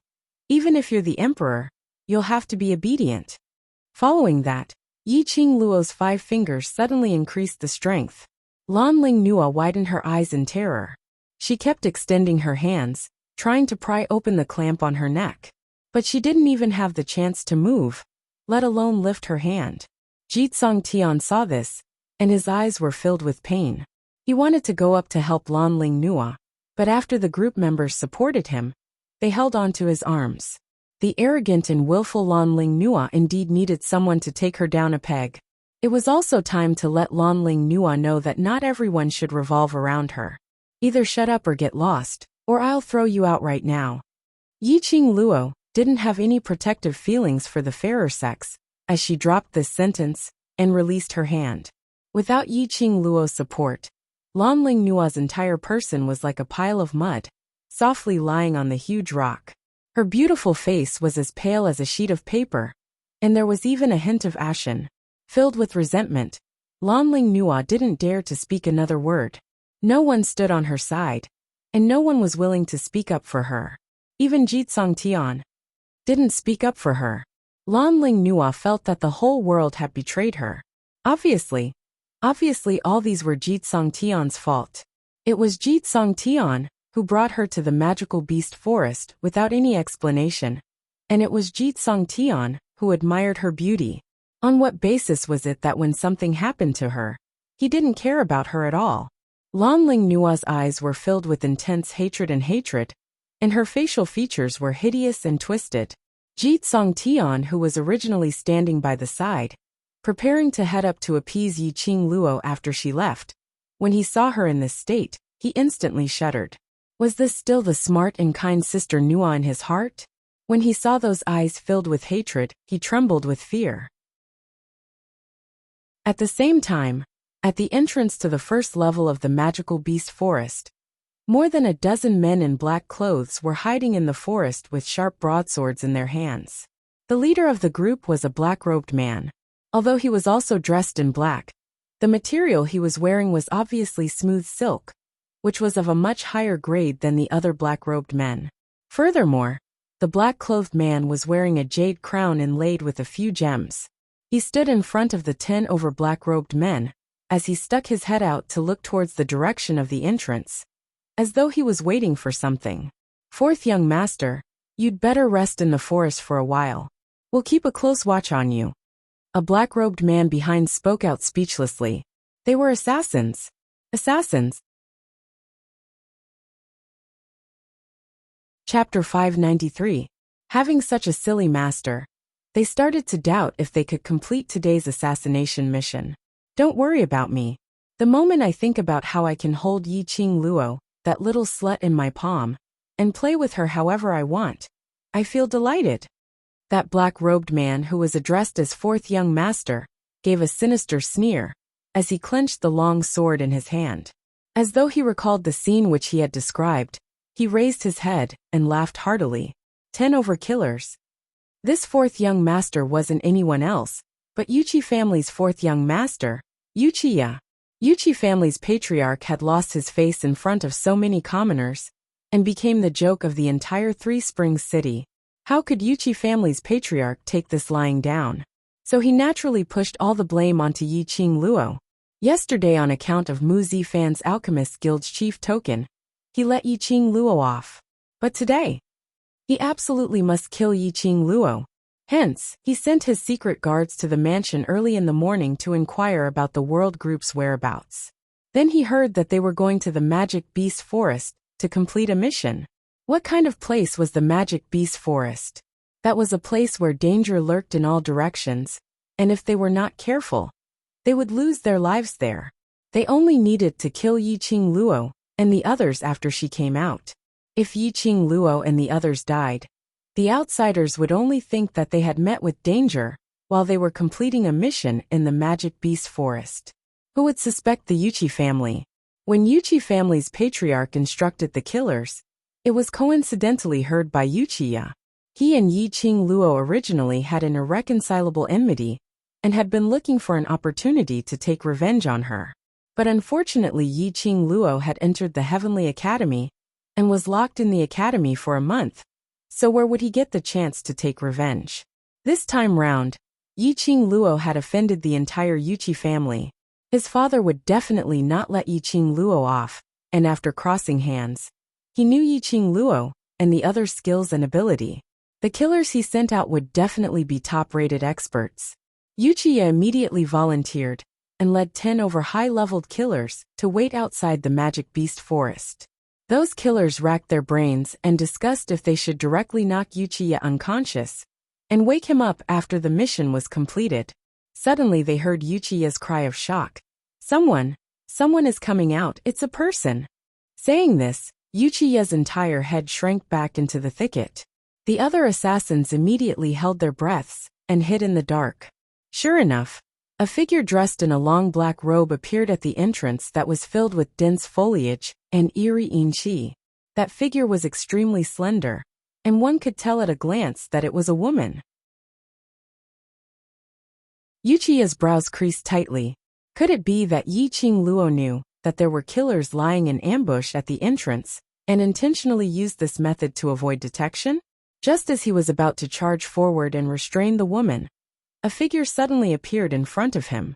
However, he discovered that after the woman walked out of the entrance, there was a large group of giant magical beasts following closely behind her. The magical beasts stopped at the edge of the entrance and did not step out. Even if Yuchiya didn't understand the ways of the world, he still knew that each and every one of those magical beasts were at least mid-level or above. There were also quite a number of high-level magical beasts mixed in. Magical beasts also had their own rules of survival. These mid to high-level magical beasts would never come below the 3rd tier. Not only was Yuchiya stupefied, even those experienced and knowledgeable assassins behind him were stupefied. This was the first time they saw so many mid to high-level magical beasts appearing at the entrance of the Magic Beast Forest. Looking at it, there were at least 20 over of them. This woman was absolutely not Yiqing Luo. Chapter 594. The black-robed lady could control a group of beasts. She was absolutely not an ordinary lady. Yuchiya had totally treated this lady as an otherworldly expert, as even his breathing became cautious, afraid that the lady would discover them. Luckily, the lady bade farewell to those magical beasts and immediately turned around to leave. The lady had just turned around when coincidentally a light breeze blew over. The lady's black robe on her head was lifted, revealing half of her exquisite and beautiful side face, as well as a black arc at the corner of her eyes, which made her look extremely amorous. That was... Yuchiya felt as though he was struck by lightning as he stared at that lady in disbelief. Even though her makeup had changed, he could still recognize her at one glance. Wasn't she? Within the array barrier, Blue Dragon Mercenary Group's atmosphere had sunk into a state of low spirits. The group members, group leader and Lan Ling Nua all developed feelings of rejection. On the contrary, on Yiqing Luo's side, all the youngsters stood quietly on the spot. Without the group leader or vice group leader's instructions, no one spoke up first, and no one moved at all, quietly waiting for them to think of a way. Yiqing Luo discussed her and DM Ocean's plan with Long Yunjian and the others. When everyone heard that this huge beast was Child Yin from the 7th level, their expressions turned ugly. 7th level? That was the legendary level. In the entire West continent, they had only heard of it, but had never seen it before. A mirage beast which had walked out from the legendary level. Moreover, it was a high-leveled mirage beast. It was imaginable how difficult it was to deal with. Although Qiao Jin felt that doing this was too risky, and if they were not careful, they could easily lose their lives. But in the end, he couldn't resist Yiqing Luo's insistence. He took a look at the Overlord, and realized that the Overlord didn't say a word with a calm expression. So he finally compromised. The overlord valued Yiqing Luo more than anyone else, and with him around, nothing would happen. After the few of them agreed, Yiqing Luo then turned around and looked at those young faces behind her as she smiled faintly. Group leader, and I will deal with the huge beast. The surrounding beast tide will be handed over to you, and those from Blue Dragon Group. No problem, right? Although these words were said to the World Group's youngsters, but in actual fact, it was said for Blue Dragon Group's members. Jitsong Tian was stunned as he turned his head to look outside the array barrier. Those fierce-looking magical beasts were slightly terrified, as they hesitated, not daring to respond. These were magical beasts, batches of mid to high-level magical beasts. At least, there were over 100 of them. They could deal with one or two, but with so many magical beasts, weren't they just sending themselves to death? There was no response from the other side, so how would Yiqing Luo not understand what Blue Dragon Group was thinking? She sneered. If you want to live, then rely on your own strength to rush out of danger. Otherwise, just wait to become the food of these magical beasts. The barrier can't last forever. Following that, Yiqing Luo couldn't be bothered to interact with them any further, as she directly told the World Group's youngsters about some matters to take note of. For example, the surroundings were filled with trees. He could make use of the trees to nimbly avoid the demonic beasts before launching an attack. It was also commonly known as a kite. For example, although magical beasts had their own consciousness, they were still magical beasts. The figure that led the horde of beasts was no longer nearby, which meant that there was no one commanding these magical beasts. These demonic beasts were definitely attacking randomly.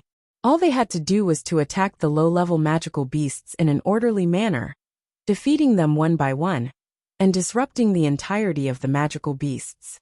These little tricks were easy to say, but how much they could comprehend would depend on the comprehension ability of these youths. Chapter 595. Child Yin's body was tall and sturdy, like a huge mountain. It sensed Yiqing Luo and Dmo Xian's appearance. Or perhaps its target was the both of them. With a leap, it pounced towards them. This was as though a huge mountain was collapsing right in front of them. Yiqing Luo and Dmo Xian's gazes met, and the both of them flipped sideways at the same time. One struck towards Child Yin's head while the other turned into a black shadow, and in a blink of an eye, it had already merged into the air. Yiqing Luo's figure was outstanding as the feather fan on her fingertips kept on spinning, stirring up thousands of miles of wind, as it shot out numerous silver wires, winding around Child Yin's head. Those few silver wires directly wound around Child Yin's neck, winding several rounds. Just as Yiqing Luo was preparing to tighten the silver wires, she saw Child Yin's two huge and sturdy arms' muscles tensing up. A loud sound was heard as those iron wires directly broke apart. Boom, boom, boom. Child Yin's legs smashed heavily onto the ground. In a split second, the earth quaked and the mountains swayed as the ground started to crack, revealing many cracks. Even the people in the array barrier couldn't help but be affected. Everyone was shaken till they were on the verge of collapsing, almost falling out of the array barrier. Some of the surrounding magical beasts weren't able to evade in time, as they fell right into the cracks which had opened up. Momentarily, the entire fifth level had sunk into unprecedented chaos. At this moment, Long Yunjian and the others moved. Their movements were agile, and their speed was extremely fast, like a bolt of lightning, as they charged towards Child Yin. Seeing the group leader and the other bosses starting to move, the World Group's youngsters remembered what Yiqing Luo said earlier, as they all started to join in the battle. Now was the best opportunity to attack. The ground kept on cracking. Those magical beasts' speed was fast, and they had intelligence, but between the same species, there would always be cases of mutual biting and brawling.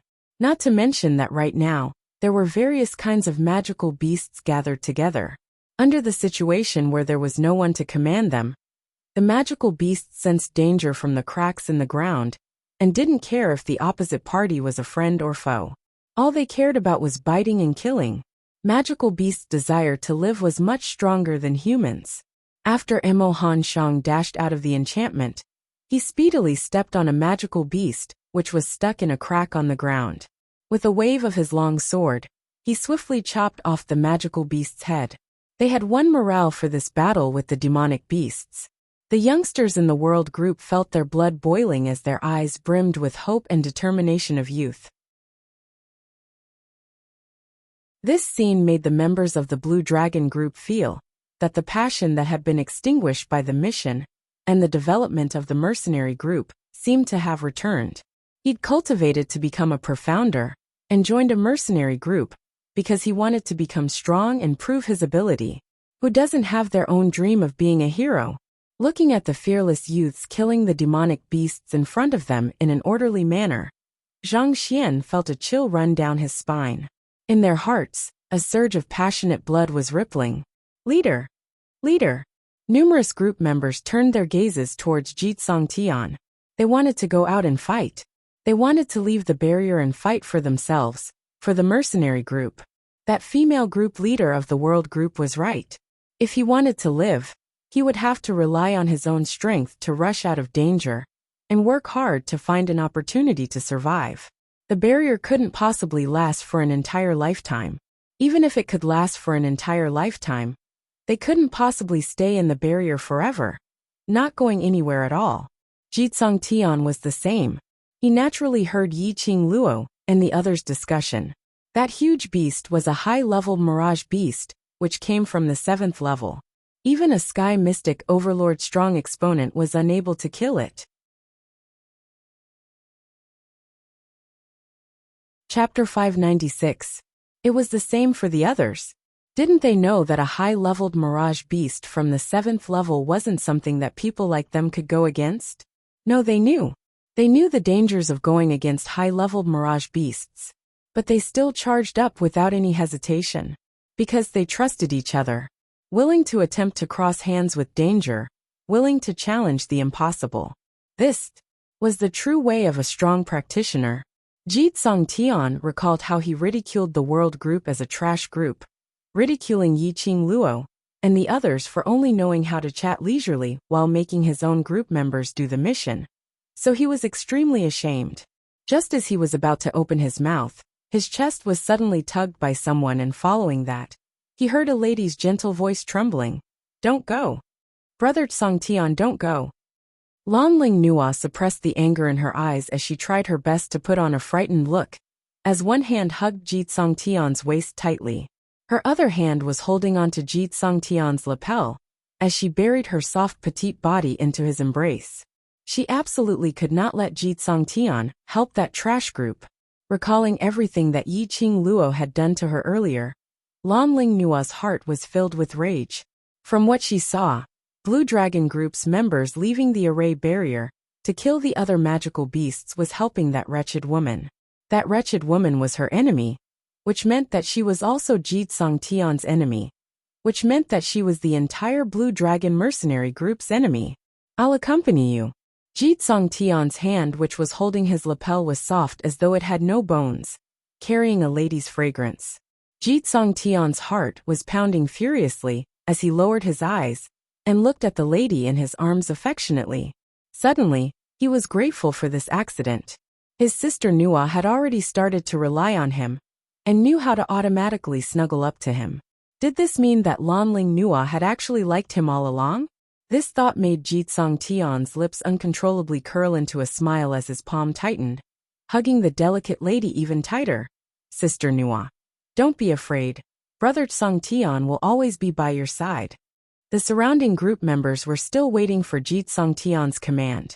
Originally being infected by the world group's youngsters and being hot-blooded, when he saw this scene filled with deep emotions, the hot-blooded blood in his heart was suddenly extinguished. As a result, they became even more disgusted with Lanling Nua. It was already a matter of life and death, yet she was still displaying her princess temper. Did she really think that she was still in the East Continent's imperial palace? That she was still that spoiled and willful Princess Ling Nua? At first, he thought that Lanling Nua was intelligent and likable. Now he felt that Lanling Nua was as dumb as a pig. They simply couldn't be bothered to ask for Jitsong Tian's opinion. Anyway, their group leader was prepared to accompany this willful little princess. He gripped his weapon tightly and prepared to rush out of the barrier. Stop! Lan Ling Nua suddenly popped her head out from Jitsong Tian's arms, as she stared coldly at those group members. All of you are not allowed to go. Stay here with me. Princess Ling Nua, Sister Nua, group members in Jitsong Tian opened their mouths at the same time. The group members couldn't understand the princess's train of thought. They were flirting with each other here. Did they need someone else to accompany them? Jitsong Tian was astonished as his handsome brows creased slightly. Sister Nua, don't worry, I alone can protect you. He thought that Lan Ling Nua didn't believe in his own ability.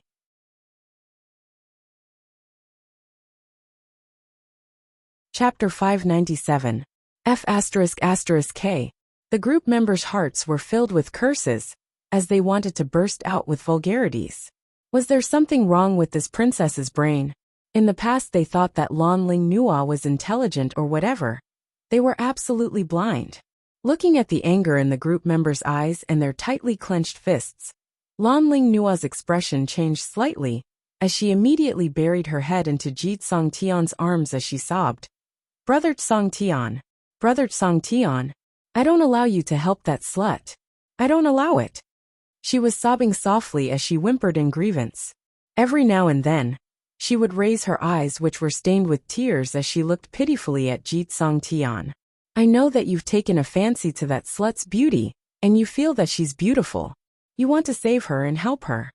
Brother Tsong Tian, tell me, have you also taken a fancy to that slut? Don't you want Nua or any more? This round of unreasonable pestering made the surrounding group members' mouths agape, as their faces were filled with disbelief, as their jaws almost dropped onto the ground. What on earth was Lan Ling Nua thinking about in her mind? Leaving the array barrier to kill the magical beasts was helping the world group? What was she thinking? Damn it! They went out to kill the magical beasts. Obviously for the sake of survival, for the entire Blue Dragon mercenary group. However, Jitsong Tian's attention was placed on Lan Ling Nua's last sentence. Don't want her anymore? How could he possibly bear to not want her? Jitsong Tian's heart was melted by Lan Ling Nua's tears.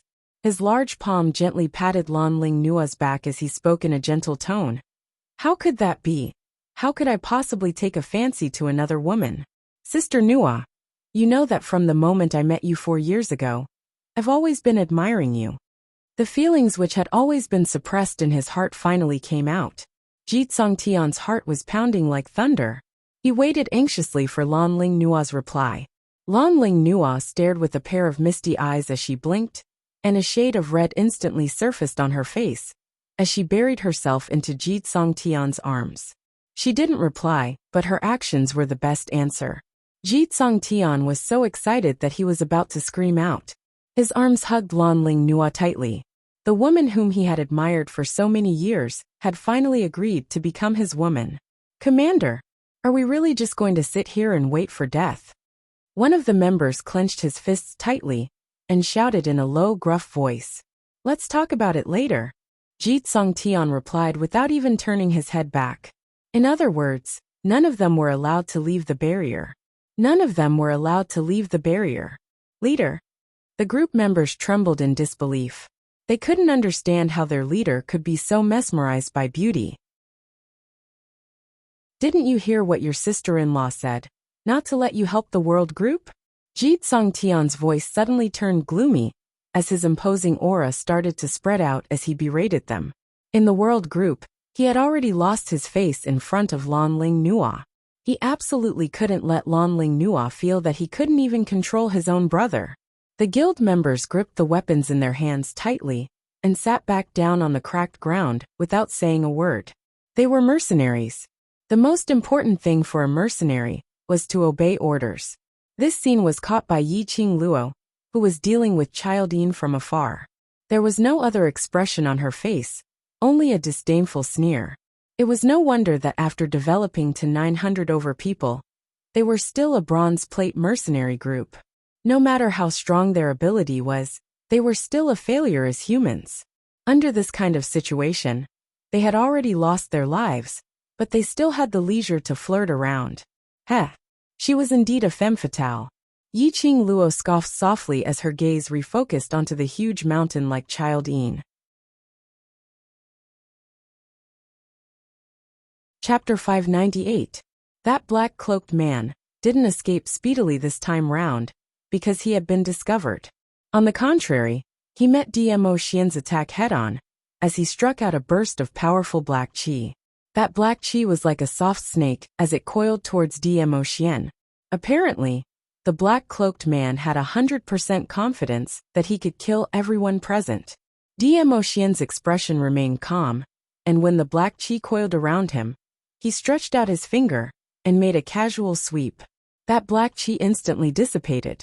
Following that, Dmo Xian's black hair, which was like smoke, spread out on his shoulders as it fluttered without any wind. He was dressed in black, and that bundle of cherry blossom totem on his arm, under this scenario, seemed to have turned into a real flame as it kept on burning. In just a blink of an eye, that flame had already enveloped the black-cloaked man, as though he was using fire to burn the other party. In the array barrier, Blue Dragon mercenary group's members were simply dumbstruck as they watched. Who on earth were these people? Who was that black-cloaked man? Furthermore, that black-cloaked man seemed to have been flipped down from Child Yin's shoulder, which meant to say, Child Yin was lured over by this black-cloaked man, a person who was able to control 7th-level advanced-leveled mirage beasts. How powerful was he? But in the hands of this ordinary-looking young man, he was so easily subdued? Just at this moment, that black-cloaked man who was enveloped in flames emitted a gloomy and cold black qi. The surrounding 10 miles of air instantly congealed. It was as if even breathing was an eerie feeling. Hold your breaths. Dmo Xian's cold and calm voice rang leisurely. His tone was emotionless as his vision shot towards the direction of the World Group's youngsters, who were fighting bravely. Following that, the wind from his palm moved as it split that congealed air into half. Whereas this split gave the youngsters time to react. They speedily held their breaths, as the actions of killing the magical beasts in their hands didn't stop. Yiqing Luo understood. That black-cloaked man released his profound yin qi to extinguish the profound fire, which Dmo Xian had congealed using his profound qi. The profound yin qi which came from the dark forces, when released in this way, was poisonous. If these youngsters were to breathe it into their bodies, they would definitely be affected by the black qi. The look of Yiqing Ling and Yuqi Peng being swallowed and controlled by the profound yin qi, Yiqing Luo still remembered it clearly. After the black gas on the black-cloaked man dissipated, he prepared to head towards the direction of Child Yin. Ignoring him, Dmo Xian had already turned into a black shadow and stuck to the back of the black-cloaked man. That's enough. Just a few simple words were spat out from Dmo Xian's mouth, and those youths whose faces were flushed red speedily started to pant heavily. However, from the beginning to the end, they had never cooperated with each other. This is what a team should be. Suddenly, someone beside him let out a sigh. The other members also followed that person's gaze and looked over. Instantly, his body stiffened and tensed up. Ever since the Blue Dragon mercenary group was established, they felt that they belonged to the same group. But after seeing the World Group's cooperation today, these group members finally understood what was called a team and what was called trust.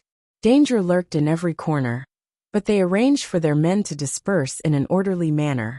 Moreover, they were extremely confident that their comrades would be able to obtain victory. They only went against their own target and wouldn't bother about the other target's actions, completely trusting their brothers. Every single one of them wasn't working hard for themselves, but for their brothers, for their team. Chapter 599.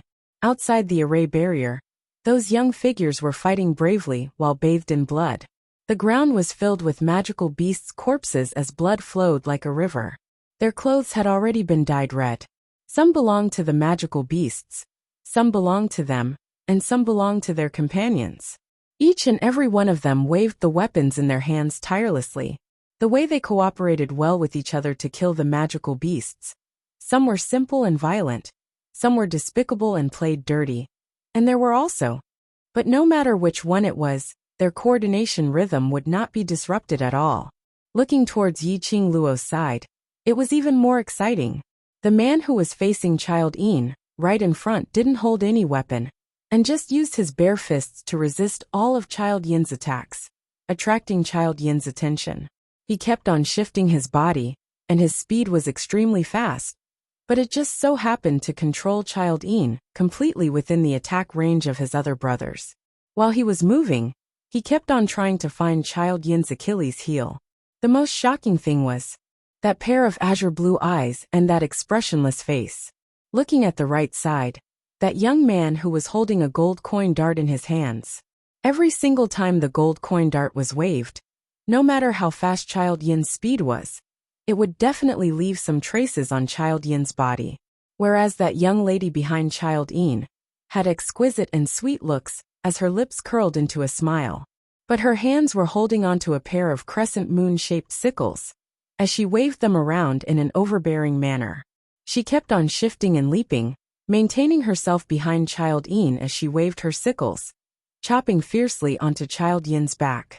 Standing on Child Yin's left was a pink-robed young lady, as petite as an 11 or 12-year-old child. She was leaping and shuttling around Child Yin's body. Her pink dress was like a pink pair of wings as the bells on her wrist gave off a crisp ringing sound. That Lolita's sweet expressionless face was in a daze, without any expression at all. Those two pink furry balls on her long dress had now turned into 1,000 caddies' heavy iron hammer, becoming her weapon, and it could be retracted as she wished. It was obviously just an ornament, but when the furry ball swept past, it crashed into a thick and sturdy big tree, directly chopping that big tree into two. What shocked these group members the most was the lady standing in the air above Child Yin. She held a red feather fan in her hand, and every time she waved it, the feather fan would turn into blazing flames as profound chi was released, turning into thousands of sharp blades as they covered the sky and covered the earth as they shot towards Child Yin. Immediately after, numerous silver threads entangled Child Yin once again. There was a faint smile on her beautiful face from beginning to end. However, her pair of charming eyes reflected a piercingly cold light. Just a glance at them would cause one's entire body to tremble. The members of the Blue Dragon group suddenly understood why the youths were killing the demonic beasts on the 4th level, while they just stood by and watched. Because they were too strong. He was so powerful that he could easily kill those magical beasts with just a flick of his finger. They were using their own methods to train these youths. However, when they encountered truly powerful and dangerous giant beasts, they would directly resist them. "Leader, I'm sorry. We have to join this battle." "Leader, I'm a mercenary. I'm a real man. I can't let a woman destroy our Blue Dragon mercenary group." One by one, the group members stood up and walked out of the array barrier, without even turning their heads back. No matter how exasperated Lan Ling Nua was, no one turned their heads back. Jitsong Tian looked at those group members who were scolding hysterically as his brows kept twitching. Chapter 600. In the entire Blue Dragon mercenary group, there were only 20 over people left in the array barrier. Perhaps it was because they obeyed Jitsong Tian's orders. Or perhaps they were afraid of the magical beasts outside the array barrier. Seeing that there were at least some members who obeyed his orders and stayed behind, Jitsong Tian's expression turned slightly gentler. The current Yi Qing Luo's profound qi kept on gushing out as she stepped on the feather fan, releasing a strong airflow, confusing Child Yin's vision. Standing at a close distance on Child Yin's head, Yi Qing Luo finally saw Child Yin's looks clearly. This Child Yin's name wasn't called out randomly. Instead, it was the huge face of this giant illusory beast that clearly outlined the appearance of a child. An enlarged version of a child's looks. It had eyes, a mouth and a nose with distinct features. A pair of bronze bell-sized eyes, filled with a bloodthirsty baleful aura. This kind of gaze, appearing on this 4 to 5-month-old child's face, was extremely strange. "Qing Luo, this monster's skin is rough, and our attacks don't cause much damage to it." After Qiao Jin shot out a gold coin dart, he raised his head and looked at Yi Qing Luo who was standing on top. This kind of battle of attrition, although the few of them's coordination wouldn't hurt themselves. But in the long run, their profound qi would eventually dry up. If their profound heart jade was unable to supply profound qi in time, they would not be able to maintain their current rhythm. They had already attrited for close to 1 hour, and their actions and attacks started to slow down. But Child Yin was still extremely ferocious, as it attacked Long Yun Zhan at an extremely fast speed. Perhaps it had spent too much time, and Child Yin was already impatient from their harassment. Its bronze bell-like eyes became increasingly sinister and treacherous. This isn't a solution. Yi Qing Luo's slender brows creased slightly. Her peripheral vision shot towards Dmo Xian's direction. She saw Dmo Xian floating in midair as he met that black-cloaked man's palms. Following that, the both of them retreated at the same time, and a burst of faintly discernible black qi started to spread out between their palms. Yi Qing Luo's expression congealed. Profound yin qi. That black-cloaked man was still releasing energy from the dark forces during the battle. The other party was able to use profound yin qi freely.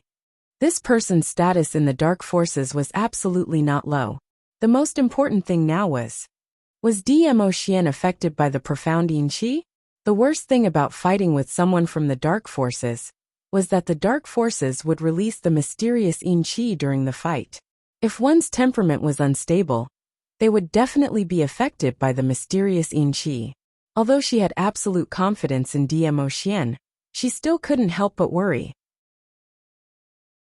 Following that, they saw Dmo Xian retreating a few steps as a ray of resplendent white light enveloped his entire body. The mass of black qi instantly vanished into nothingness. In this ball of white light, Dmo Xian's peerless countenance was like the descent of a deity. "Sister!" There was a panicked cry, and then a small figure rushed over. Yi Qing Luo's arm tightened as her body swiftly shifted to the side. Bang! Only to see Child Yin's muscular arm flashing past his eyes. Just a step's distance away, and this palm had already landed on Yi Qing Luo. If Child Yin were to land a palm on him, even if he didn't die, he would be crippled. When he turned his head, he saw a pair of eyes filled with worry. It was Li Mao.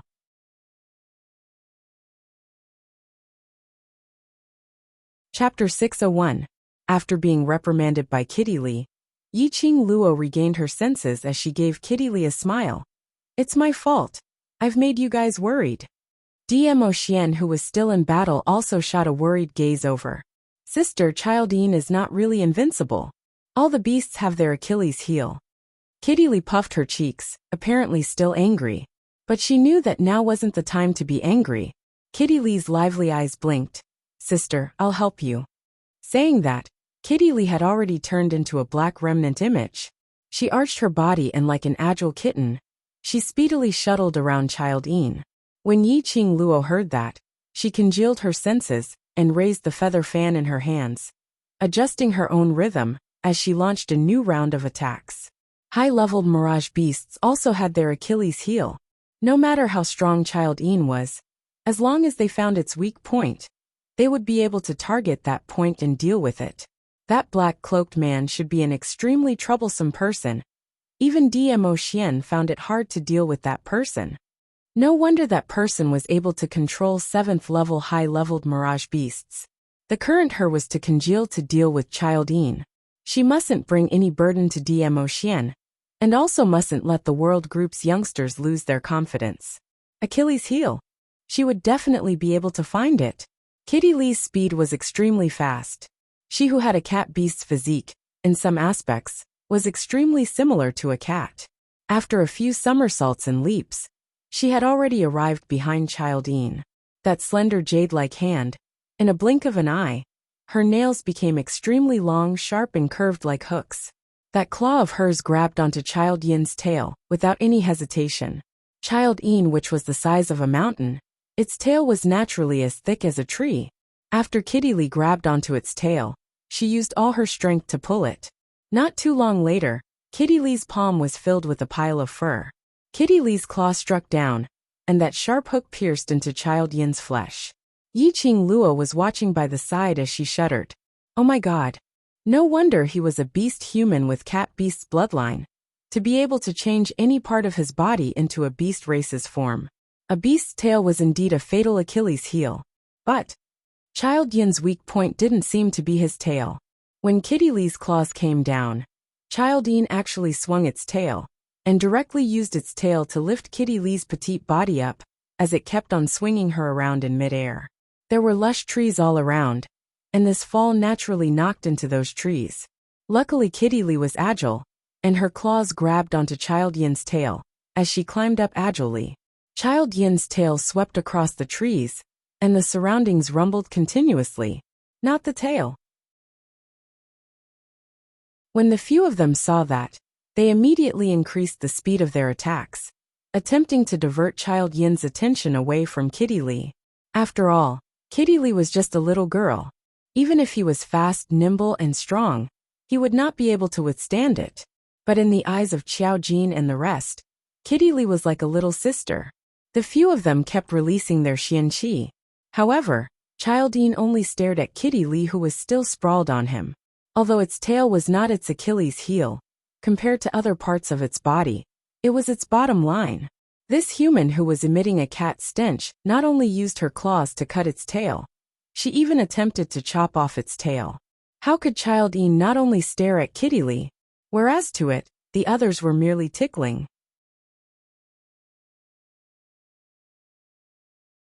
Chapter 602. In a moment of desperation, she didn't aim at Child Yin's neck, but directly shot towards its eyes. The eyes were the weakest part of humans. Naturally, it was the weakest part of beasts.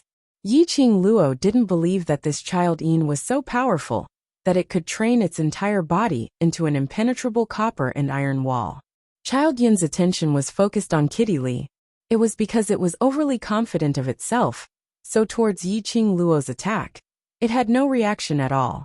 Those strands of silver threads kept on revolving, like silver needles, as one after another shot directly into its copper bell-sized eyes.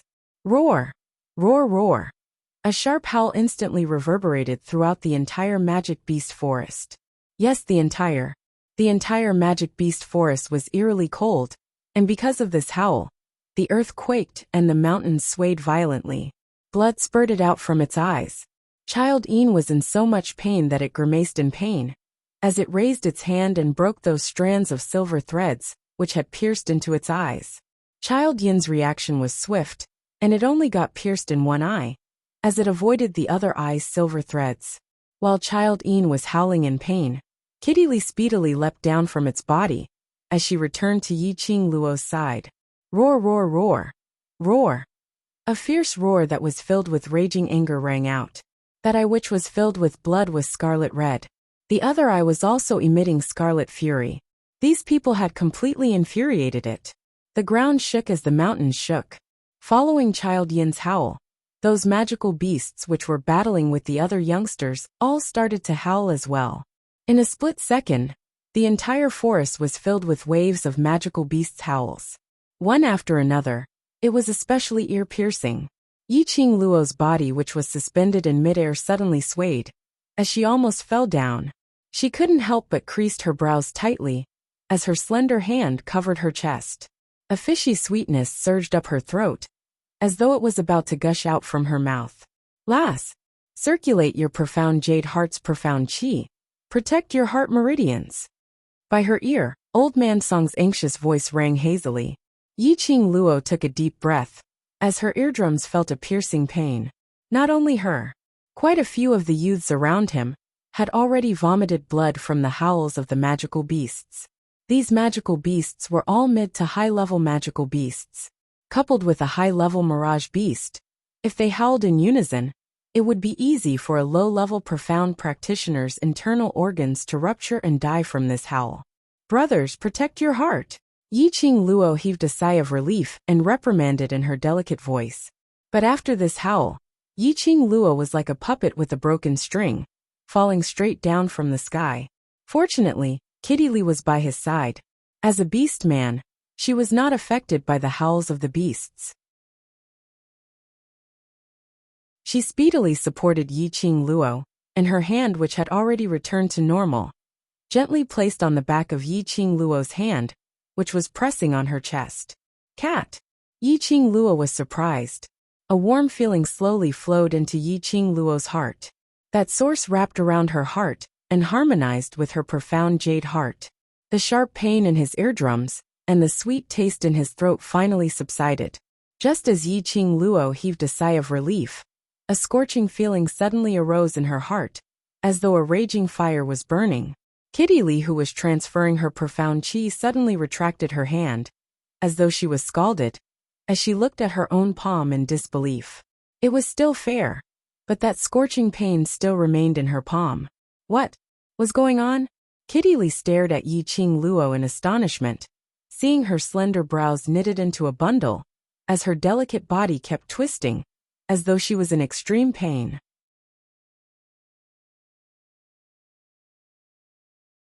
Chapter 603. Sister.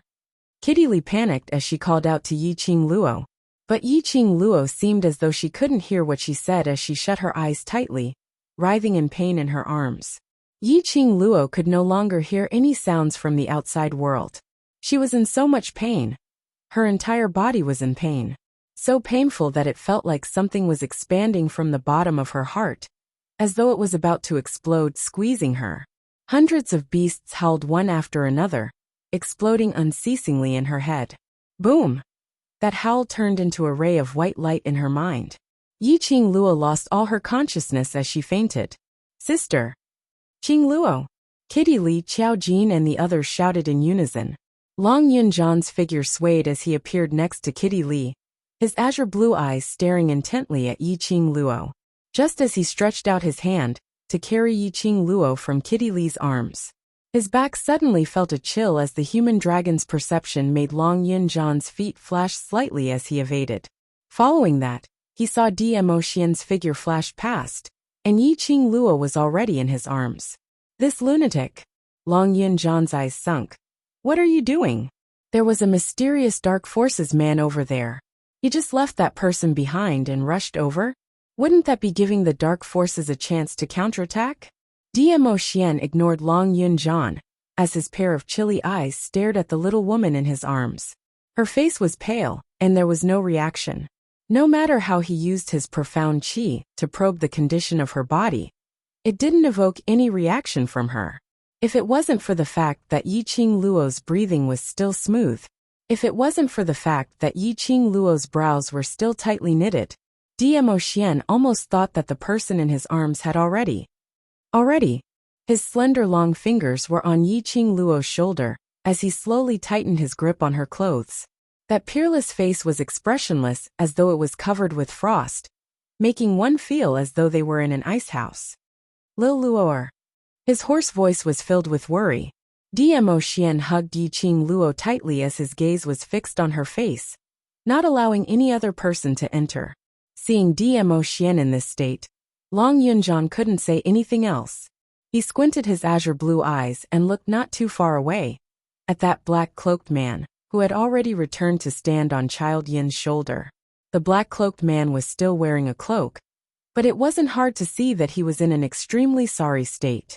The cloak on his body had already been shredded into several pieces by the profound qi. Even when he was standing on Child Yin's shoulder, he seemed to be on the verge of collapsing. That Child Yin was still howling continuously. Each sound was sharper than the one before. Hundreds of beasts cried out in unison, as if they were responding to the strongest among the beasts. Dmo Xian's thoughts were all placed on Yi Qing Luo. The enchantment suddenly disappeared. Child Yin's furious howls and hundreds of beasts' howls were clearly transmitted into Jitsong Tian and Lan Ling Nua's eardrums. Lan Ling Nua was merely in mystic profound first grade, and when this voice entered her ears, she instantly spat out a mouthful of blood as her delicate body fell limply into Jitsong Tian's arms. Sister Nua. Jitsong Tian frantically hugged Lan Ling Nua tightly as his eyes were filled with heartache. As for those group members who sat by the side and listened to his orders, not leaving the barrier, other than obeying his orders, it was also because their profound grades weren't high and their abilities weren't high, so they were afraid of death, which was why they stayed behind. Now that the barrier had dispersed, these people couldn't take it, as they directly spat out blood as they fell onto the ground. There were a few group members whose internal organs were ruptured as they died on the spot.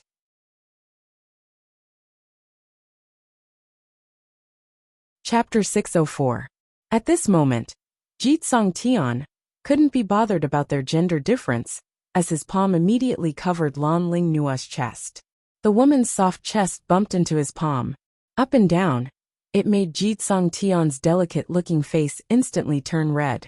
The woman in his arms was the woman he loved. How could he not be distracted by this? Song brother Song Tian. Lan Ling Nua's brows creased tightly in pain as she kept twisting her body. She was unable to avoid those continuous beast cries, so she could only seek help from Jeet Song Tian. The more she moved, the more Jeet Song Tian's breathing was unable to calm down. He forced himself to hold on to his will, and transmitted his profound qi to protect Lan Ling Nua's heart meridian. The other members who had fallen to the ground were completely disappointed.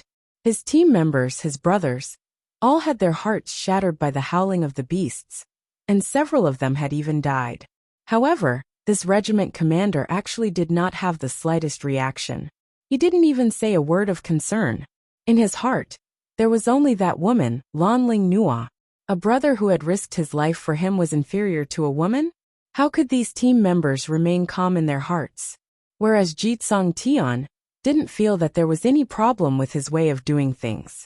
In his eyes, Blue Dragon Mercenary Group was established by him alone, so it was natural for these group members to listen to him. Moreover, from today onwards, Lan Ling Nua was their sister-in-law. Naturally, his sister-in-law was the most important. In order to prevent his beastly nature from being triggered by his beloved woman's delicate body, Jeet Song Tian turned his gaze towards the battlefield. Then he was stunned. Not only him, the other members of the Blue Dragon Group were all stunned when they saw Yiqing Luo fainting. Their eyes were filled with astonishment and disbelief. The roar of hundreds of beasts would only affect those with lower mystic ranks. Those who were able to reach the 5th level were mostly in the mystic profound realm and above. He wasn't affected much. In the hearts of these group members, these youngsters in the world group were all top-notch prodigies and experts. However, when the 100 beasts cried out, at least half of the 60-odd people were affected. That also meant to say that at least half of the world group's youngsters were mystic profound grade 5 and below. How was this possible?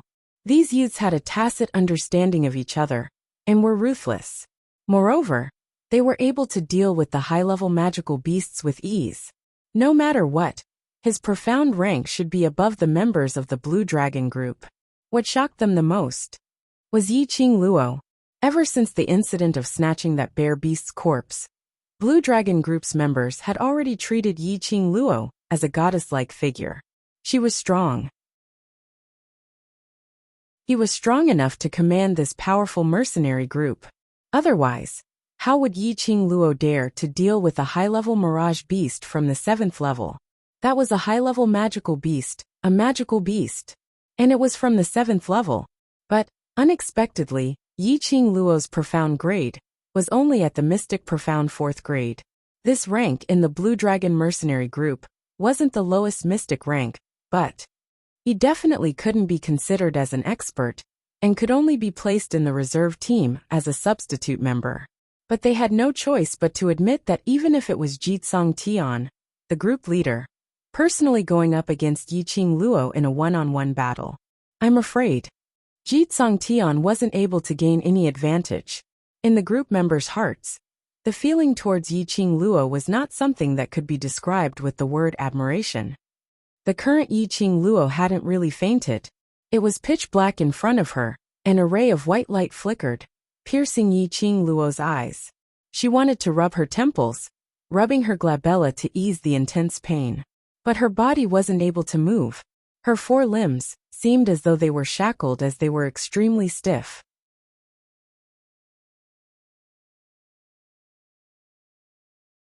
Chapter 605. Her heart was burning like a raging fire. Yiqing Luo was in unbearable pain. Was she afraid of pain?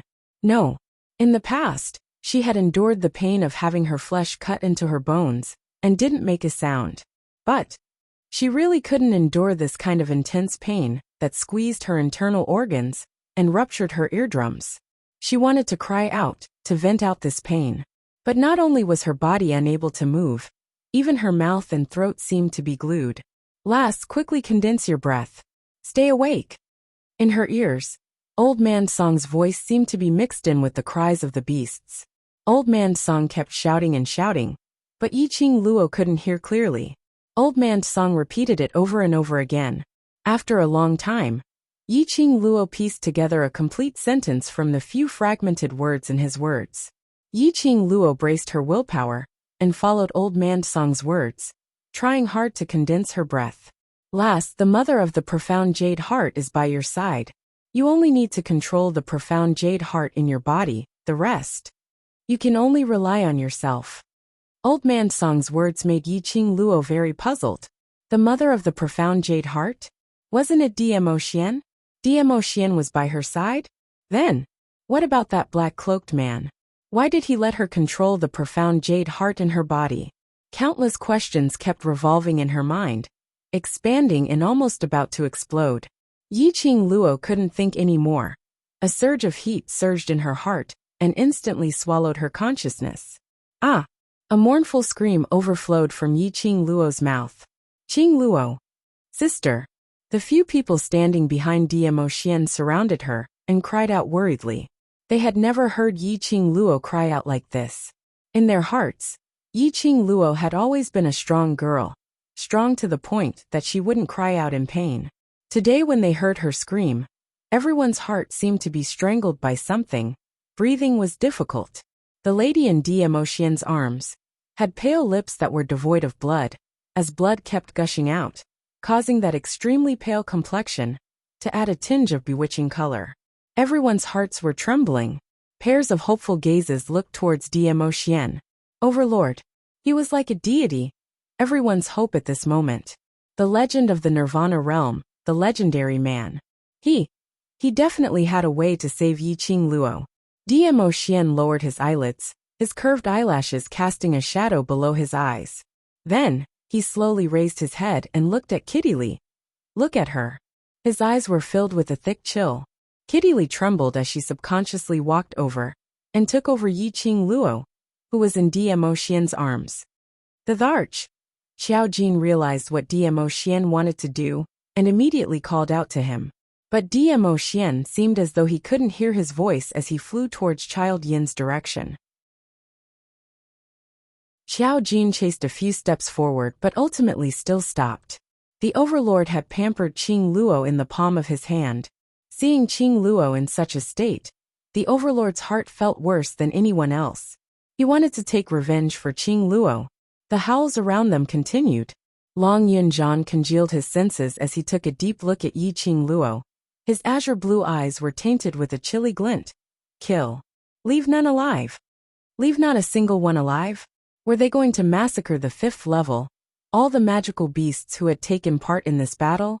Blue Dragon Group's members all felt that these youngsters had gone mad. Whereas for those youngsters, they clenched their fists tightly as they raised them up. That sonorous and forceful voice kept repeating the same word.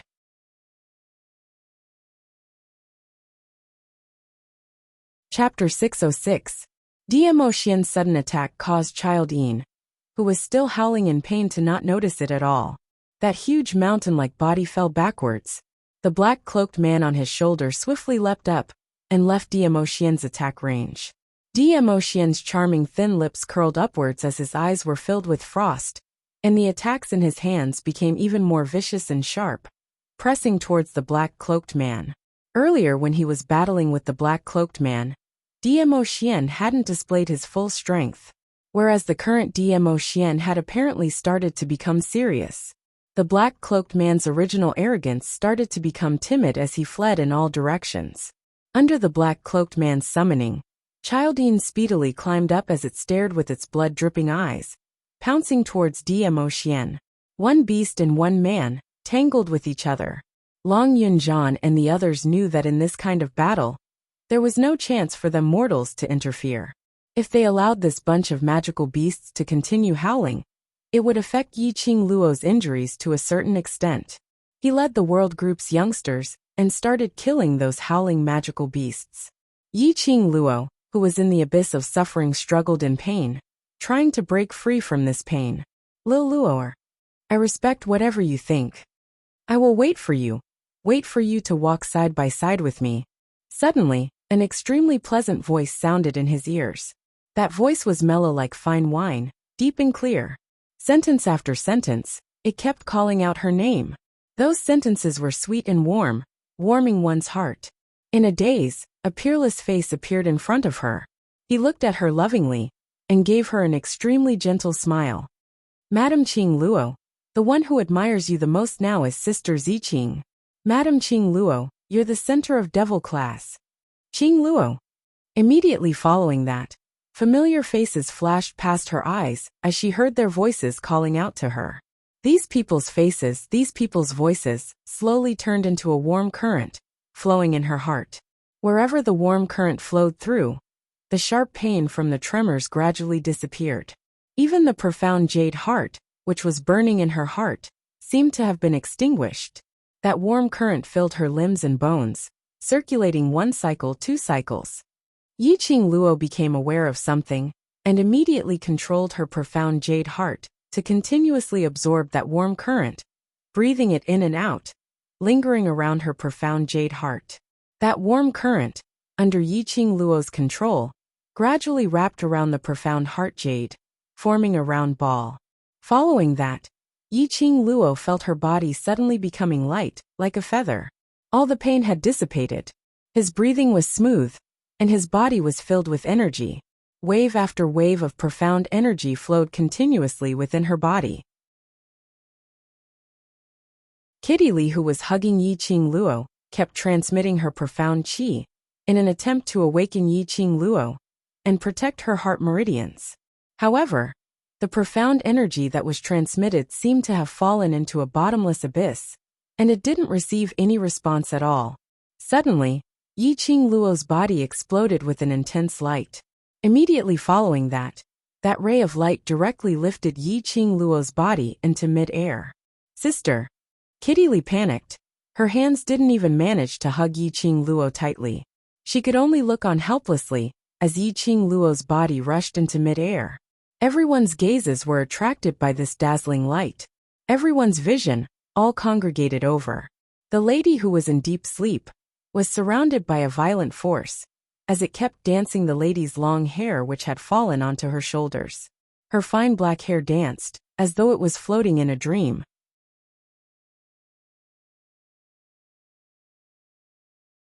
Chapter 607.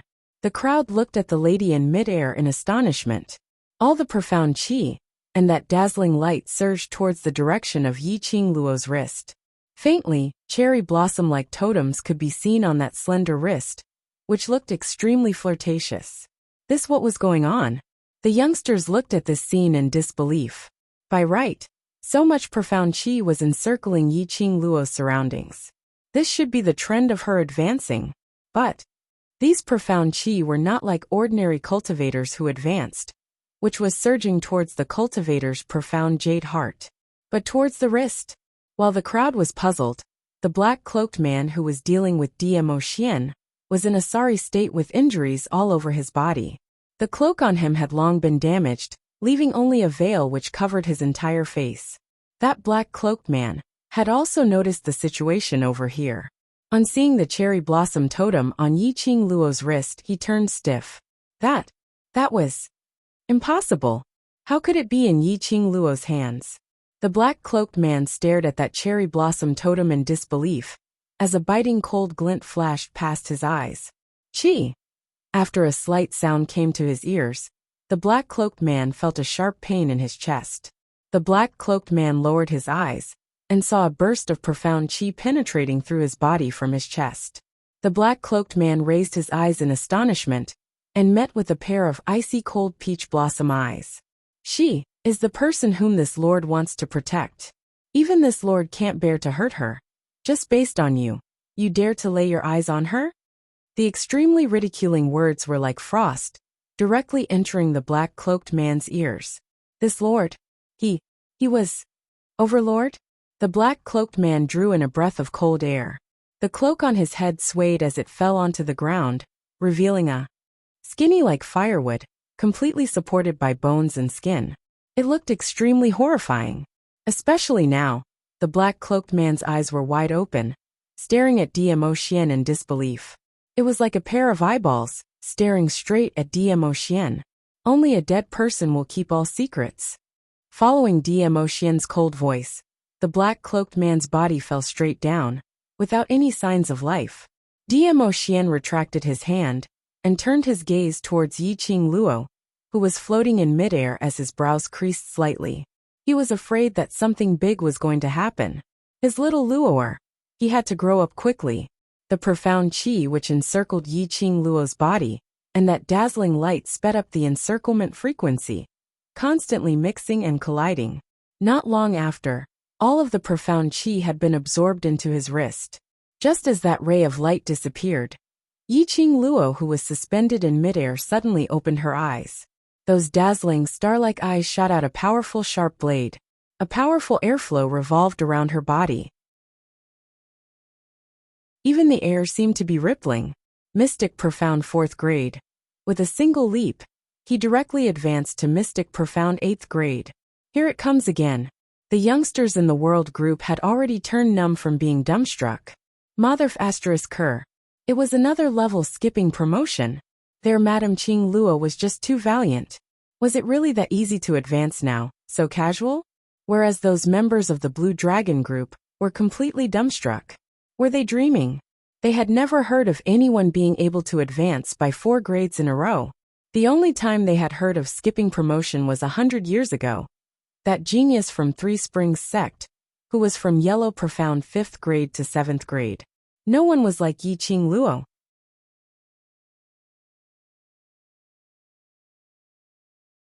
Chapter 608. Child Yin. Yiqing Luo gave a delicate cry as she stepped into the air, and the strong airflow beneath her feet kept on spreading. Her charming eyes were filled with chilly intent as she stared straight at Child Yin as she roared furiously. "Come fight." Saying that, she shot up into the sky like an arrow leaving the bow. Roar, roar. Child Yin's eyes revealed a murderous glint as it stared at this audacious human, who dared to pierce its eye. The other eye, which was still intact, was filled with a scarlet murderous intent.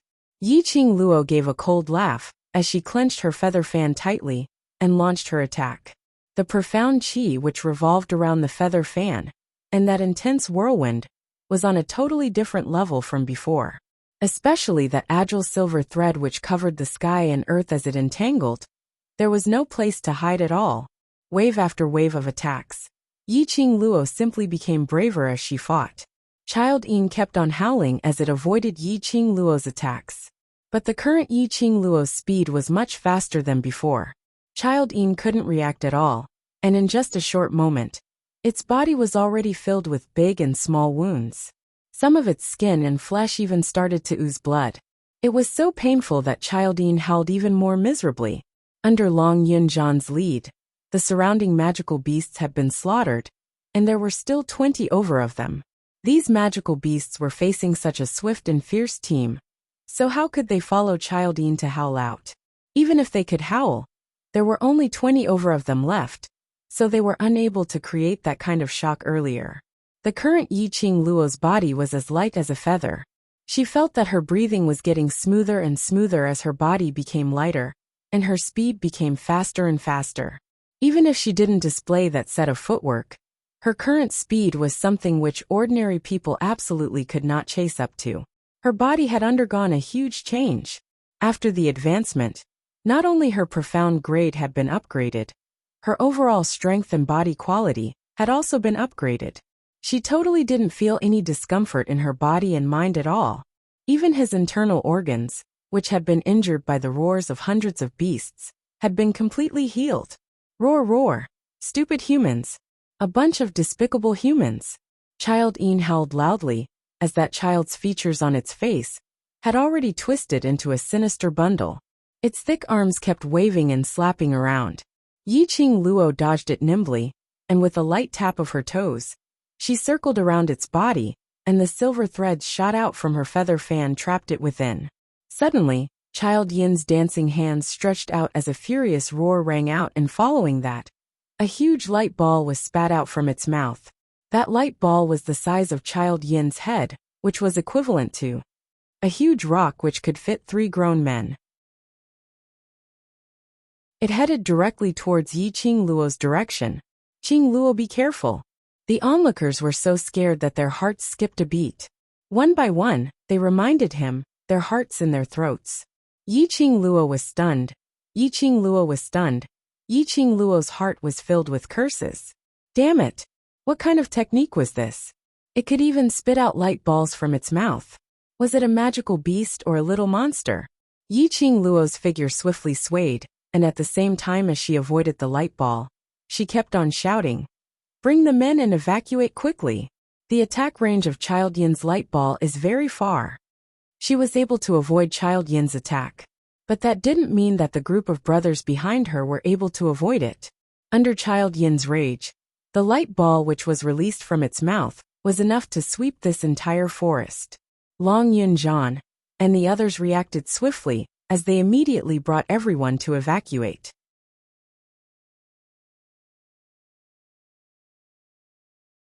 Chapter 609. Hence, if a group of people were to arrive at the 5th level to complete a mission, they would probably see this strange scene. In front of them, a large group of mercenaries who were in a sorry state ran forward. Behind them were 20 over-injured advanced-leveled magical beasts as they bared their fangs, howling as they chased after them. But only after running for 100 meters away, Long Yunjian stopped in his tracks as he raised his hand to shout for them to stop. Following that, all of them turned around and started waving their weapons towards those 20 over-magical beasts, killing them. This position was out of the shooting range of the light ball, but they were still able to see Yi Qing Luo clearly. That stretch of forest had already turned into ruins. The huge light ball exploded on the ground as sand and pebbles flew everywhere as dust curled upwards. The entire magical beast forest shook once again, as it shook incessantly. Roar, roar. Seeing its own light ball being avoided by Yi Qing Luo, Child Yin howled even louder as it pounded its own chest fiercely, as it spat out one light ball after another. That's right. One by one. One after another. The huge light ball was like bullets as it bombarded downwards with a pitter-patter. Yi Qing Luo avoided the first one, and the second light ball followed closely behind. When each light ball crashed onto the ground, it exploded a deep pit as it set off a huge airwave. This airwave also affected Yi Qing Luo's performance. Just as Yi Qing Luo avoided the third light ball, the airwave behind her directly caused Yi Qing Luo's petite body to fall onto the ground. Immediately following that, the fourth light ball struck towards her. Qing Luo, Long Yunjian, and the others stopped their hands, which were slashing the magical beasts, as they shouted out towards Yi Qing Luo's direction. Dead. That little slut is dead. Lanling Nua, who was carried in Ji Tsongtian's arms, was filled with joy as she watched Yi Qing Luo being swallowed by the light ball, as she excitedly hugged Ji Tsongtian's neck tightly. That spirited beautiful eyes were filled with joy as it was extremely beautiful. From the might of that light ball, it was totally able to flatten that stretch of forest. If Yi Qing Luo was struck by that light ball, she probably wouldn't even have a full corpse left. The more she thought, the more excited Lan Ling Nua's expression became. She smiled and even smiled as she hugged his neck. Ji Tsongtian's heart was thumping nonstop right now, so why would he care about what Lan Ling Nua said? She nodded in agreement with Lan Ling Nua's words. Yes, yes, yes. It's good that he died. It's good that he died. As long as younger sister Nua is happy. But they didn't know that the surrounding youths were glaring at them, as if they were enemies who had killed their fathers. Wretched servant girl, say that one more time. Tong Ziqing took quick steps forward, and directly pulled Lan Ling Nua out from Ji Tsongtian's arms. She raised her hand and slapped Lan Ling Nua's face. Before Ji Tsongtian could even react in time, he heard a crisp slap sound. Under her meticulous care, Lan Ling Nua's skin was extremely exquisite. Half of his face was flushed red from the slap, leaving a clear imprint of his 5 fingers. You crazy woman! What are you doing? Ji Tsongtian swiftly rushed up, trying to carry Lan Ling Nua back. However, the girl in front of him looked small and delicate, but she just used one hand to casually change Lan Ling Nua's side. Tong Ziqing wasn't appeased as she raised her hand and gave Lan Ling Nua another slap on her left cheek as she scolded. If Qing Luo dies, I'll make your entire Blue Dragon mercenary group accompany her to the grave." These words made Jitsong Tian's already gloomy face turn even colder. After hitting his woman, they even threatened his mercenary group? Did they really think that his Blue Dragon mercenary group was a bunch of vegetarians? These youngsters were just too arrogant.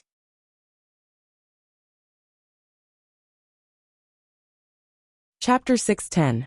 Silence. A deathly silence. None of the group members who were standing behind Jitsong Tian made a move. Jitsong Tian's brows creased tightly as he looked at Lan Ling Nua's aggrieved look as the rage in his heart surged. "Are you all deaf? This group leader says, tie up these people who don't know what's good for them. Save your sister-in-law." He shouted furiously as he turned around and stared at those group members behind him. But he discovered that the remaining 50 over group members, other than those 20 over people who followed Jitsong Tian to stay in the array barrier, who were trembling while holding their weapons, not knowing what to do. The other group members all stared at Jitsong Tian with a furious expression. They simply couldn't understand why their brilliant group leader had turned into this state today. Was it because of Lan Ling Nua, that wretched woman? Some group members couldn't help but burst out. "Group leader, the person who doesn't know what's good for her is Princess Ling Nua. It's you. If it wasn't for the world group, if it wasn't for Miss Yi, we would have already become that huge beast, becoming the magical beast's food. We're mercenaries. We're real mercenaries. We will absolutely not do things like biting the hand that feeds us."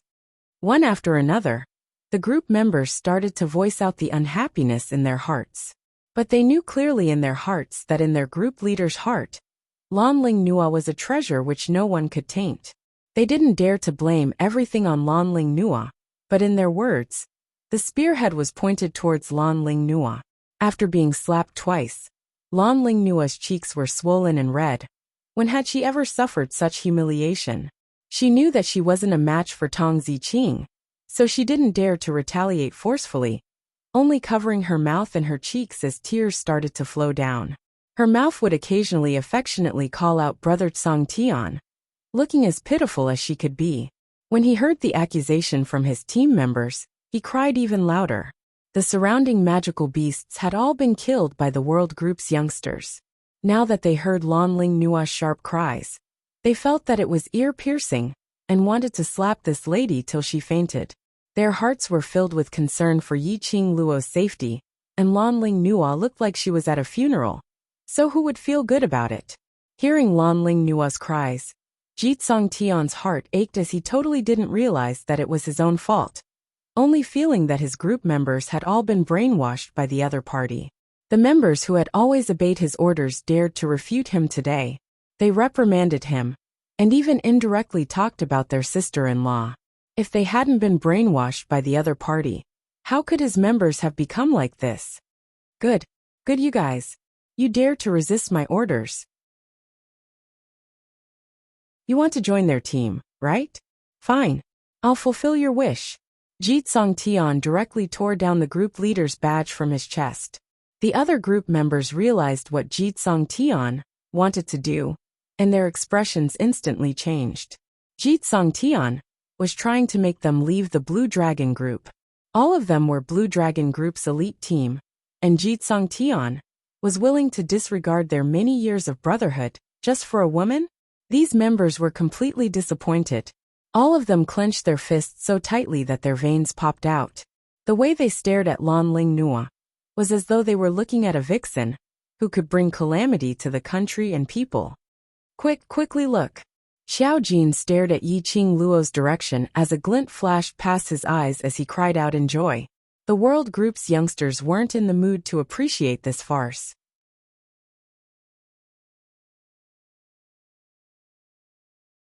Chapter 611. Only to see two figures appearing indistinctly in that dazzling light. It was Dmo Xian, that tall figure, under the pull of the dazzling light, projected a long shadow. Yiqing Luo was embraced in his arms. Dmo Xian walked out from the light ball in an unhurried and steady manner. The air billows behind him blew up their sleeves and their black hair, whereas Dmo Xian was still calm and composed as he walked slowly. The world group's youngsters suddenly felt their eyes turning moist. They stared at the two people in the light as their suspenseful hearts finally calmed down. Inai Ruapan and Kitty Lee were already crying out loud. Luckily nothing happened to their Qing Luo. Luckily the overlord was by their side. Roar! Child Yin's eyes widened as it looked even more ferocious. Light balls started to spew out from its mouth once again. These two despicable humans actually dared to look down on it. And even dared to turn their backs against it? Childine howled, and that fat body which was like a mountain trembled, and following that, an endless stream of light balls were released. This time round, the attack range had obviously expanded.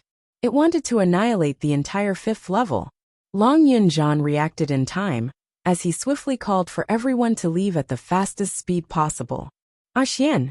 Yiqing Luo hooked onto Dmo Xian's neck as the both of them exchanged glances, and immediately, the corners of their lips twitched meaningfully. Following that, Yiqing Luo's peripheral vision shot a glance at Child Yin as she leapt up from Dmo Xian's arms. Dmo Xian followed closely behind her. Two figures floated in midair as they faced that light ball, which kept on exploding. The white light flickered as though it was a dream. Under this white light, the duo's peerless, devastatingly beautiful faces became even more spirited and handsome. Yiqing Luo's black robe was dancing in the strong wind, like a budding rose, a rose in the dark night. Yiqing Luo's feather fan spun a few rounds on her fingertips as a ray of red light was released from the feather fan, turning into a biting cold wind blade as it met the light ball head-on and struck back. The light ball surged, and this wind blade was extremely powerful. The two forces were stuck in midair and collided with each other. Gazing at Yiqing Luo's increasingly sweet and exquisite side profile under the white light, Dmo Xian's gaze turned gentle as his lips curled into a smile. His palm moved, and a vigorous energy wrapped around the wind blade that Yiqing Luo created. Yiqing Luo's profound energy was already on par with those light balls. Now with the addition of Dmo Xian's profound energy, those light balls were immediately pushed back. Child Yin was extremely infuriated as he howled and hammered his chest before jumping up agilely to avoid the light ball that was coming back at him. With a leap, it pounced towards the two people floating in the air. Yiqing Luo sneered. Her charming eyes were cold and indifferent, without a hint of panic.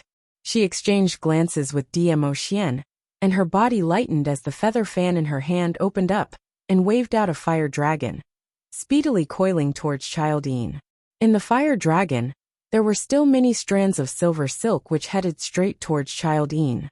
Under the encirclement of the fire dragon, Child Yin was already infuriated and totally didn't notice the silver silk, which was attacking from the side. After it dispersed the fire dragon which Yiqing Luo had released, those strands of silver silk swiftly pierced into its other eye. That was right. That fire dragon was simply a cover, which Yiqing Luo used to confuse Child Yin. So what if it was a high-leveled Mirage Beast? Mirage Beast was after all a beast. No matter how intelligent it was still a beast. After knowing Child Yin's weakness, how would Yiqing Luo let go of its other eye?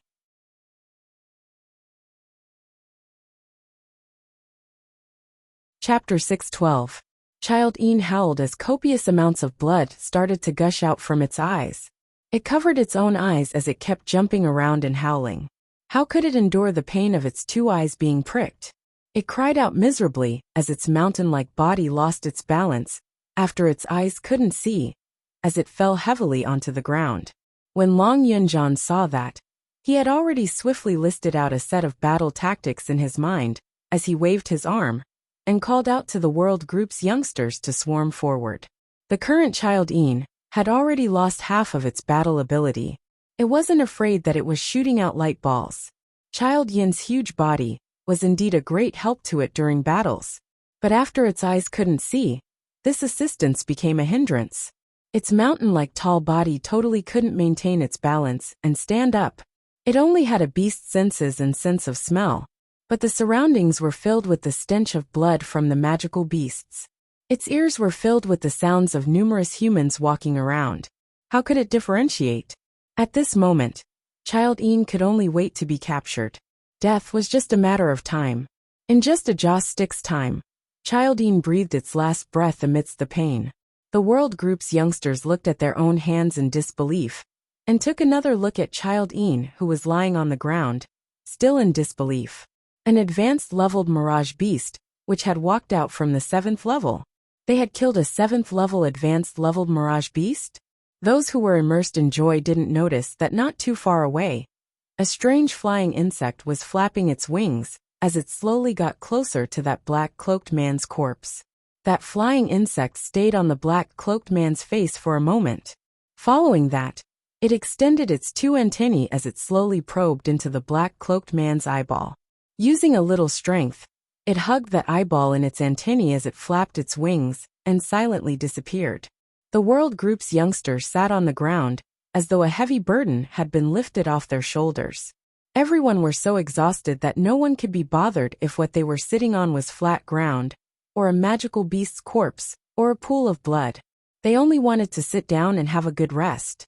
Yiqing Luo's gaze swept past everyone, and after ascertaining that no one was seriously injured, she heaved a sigh of relief. She was really worried that because of her insufficient concern, it would cause her own brothers to get hurt. Lulu, distribute the medicinal pills to the brothers to replenish their physical strength. Long Yunzhang glanced at Baiming Lulu. Baiming Lulu nodded, took out a palm-sized jade bottle from her bosom, and began to distribute the medicinal pills one by one. This was the medicinal pill which Yiqing Luo had discussed with Baiming Lulu last night to prepare. These elixirs were low-grade elixirs that could only replenish one's strength. Generally speaking, Yiqing Luo didn't advocate the use of this medicinal pill. After all, an expert could not completely rely on elixirs. There would always be a time when one would run out of medicinal pills, and there would always be a time when one would forget to bring medicinal pills.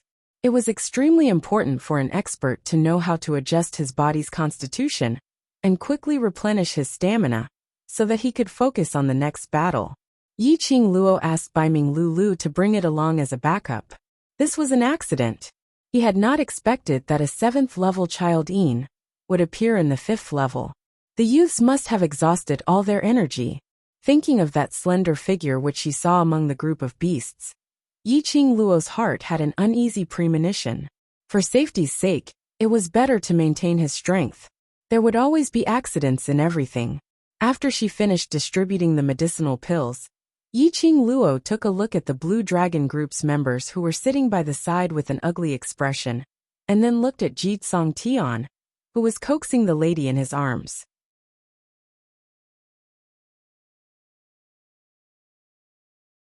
Chapter 613. Baiming Lulu lowered her head and took a look at the medicine bottle in her hands as she unwillingly pursed her lips. Towards Lan Ling Nua's earlier performance, she already bore a grudge against Lan Ling Nua. Although the medicinal pill in her hands was merely a low-grade medicinal pill, but even if it was just a stalk of grass, Baiming Lulu wasn't willing to give it to the Blue Dragon mercenary group. Lulu. Yiqing Luo shook her head at Baiming Lulu. Baiming Lulu pouted her lips as she felt displeased, but she understood that Yiqing Luo's decision naturally had her own reasons. She held on to the medicinal bottle as she walked over unwillingly.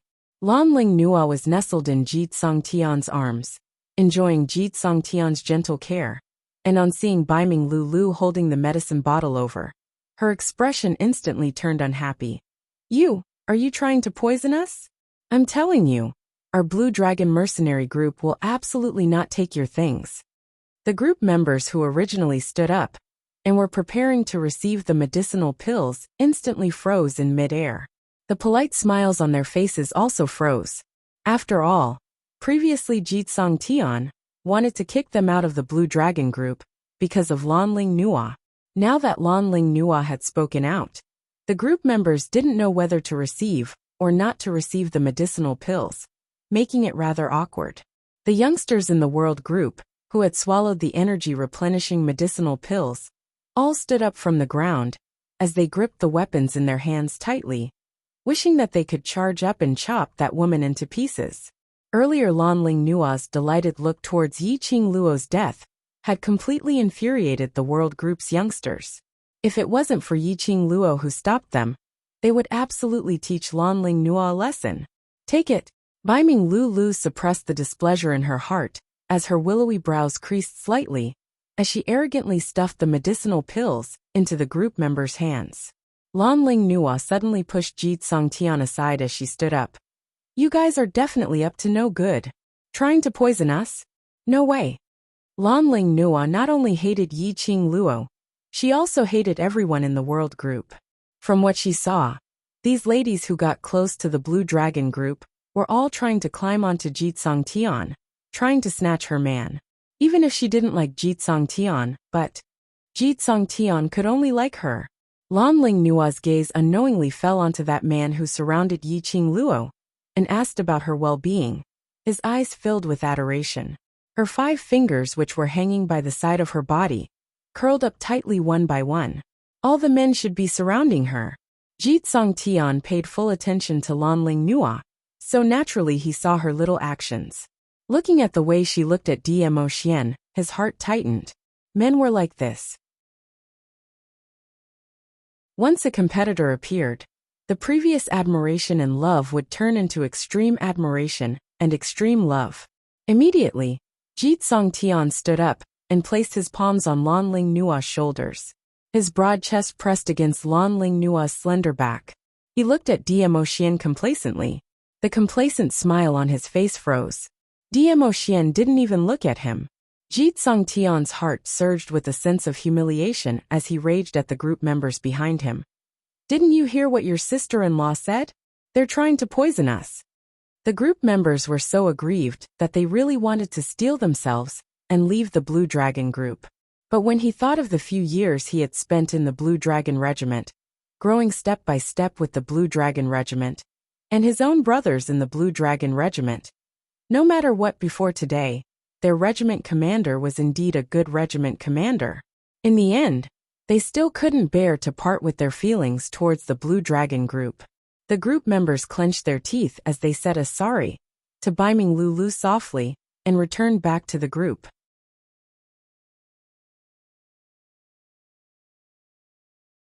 Chapter 614. Lulu come back. Yiqing Luo didn't force her. Since these people weren't willing to accept their help, then they could only forget about it. Yan Xiaoyi's spirited eyes were filled with rage as she clenched her fists tightly. Qing Luo, there's simply too much. That slut only knows how to stir up trouble. Isn't she just jealous that sister is prettier than her? Li Mao's lips curled upwards in disdain. As a half-human half-beast, especially a cat beast, Li Mao was able to sense a human's emotions at the first instance. Tong Ziqing's cold face revealed disdain. They want to measure the heart of a gentleman with the yardstick of a villain. Later when they meet with danger, no one is allowed to lend a helping hand. Tong Ziqing's voice wasn't loud, but it absolutely wasn't soft either. These words, which were filled with disdain, were clearly transmitted to Blue Dragon Group. Lanling Nua gave a cold harumph. Who needs your help? As for you guys, don't cry to us for help. Blue Dragon Group's members all looked at Lanling Nua, as though they were looking at an idiot. Was there really nothing wrong with this princess's brain? Earlier in that dangerous situation, their 100 brothers were now left with 40 over people. If it wasn't for the world group's youngsters, none of them would be left. They had already walked on the edge of life and death, and she still hadn't realized the current situation? Human nature was like this. When you liked someone, no matter what the other party said or did, you would feel that what he said or did was right. Whereas when you really hated someone, no matter what he said or did, it would be a capital word, shun. Previously, because of Ji Tsongtian, they felt that Lanling Nua was as beautiful as a goddess. But now, because of Ji Tsongtian, they felt that Lanling Nua was a source of trouble. 50 over brothers' deaths were all caused by Lanling Nua. Yiqing Luo now completely believed in Lanling Nua's princess identity. Damn it! Her princess illness was beyond cure. A bunch of idiots. Medicinal pills poured out from the same bottle. We can eat it, but to them, it's poison, her. Xiao Jin spat out fiercely. Each of you speak less. Long Yunzhan, who had replenished his physical strength, slowly opened his eyes. Deep blue ripples appeared at the bottom of his eyes, forming circles of ripples. Qing Luo has already done what she should do. As for whether to accept it or not, that's their business. As soon as the regiment commander spoke, everyone's indignation instantly subsided. After sitting quietly for a moment, Qing Luo stood up and walked towards Child Yin's corpse. There were definitely magicite gems in the brains of high-level mirage beasts. Not only could his flesh and bones be used to forge superior-grade equipment, but he could also forge pills rich in spiritual energy. Also, the blood in Child Yin's body was also an excellent medicine catalyst. Qing Luo naturally wouldn't let Child Yin's corpse be wasted here. Just as they got nearer to Child Yin, they heard Jitsong Tian's furious howl. You want to keep the huge beast's corpse for yourself? As a group leader for over 10 years, Jitsong Tian naturally understood how valuable a high-leveled mirage beast from the 7th level was. How could he possibly let Qing Luo monopolize it all? Especially the high-grade mirage beasts. There were magic crystals worth thousands of gold in their heads. Naturally, Jitsong Tian had already gone through a meticulous calculation in his mind. The World Group's youngsters had just gone through a great battle with Child Yin and killed hundreds of mid- and advanced-leveled magical beasts, exhausting too much of their profound energy, so their profound heart jade would definitely dry up. Even if the World Group had 60 over people, the current them absolutely could not be compared to the members on his side.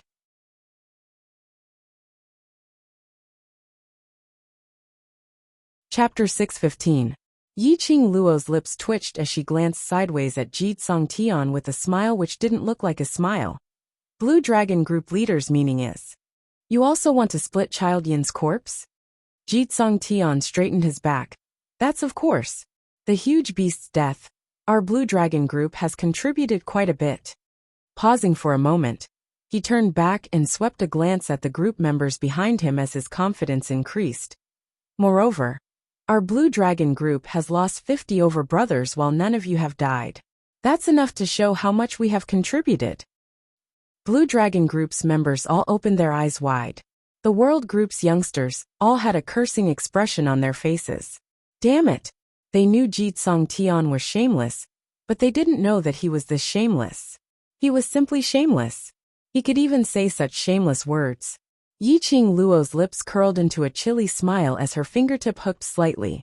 A petite and adorable fox and a petite leopard jumped onto Qing Luo's arms and stood on her shoulders, one on the left and one on the right.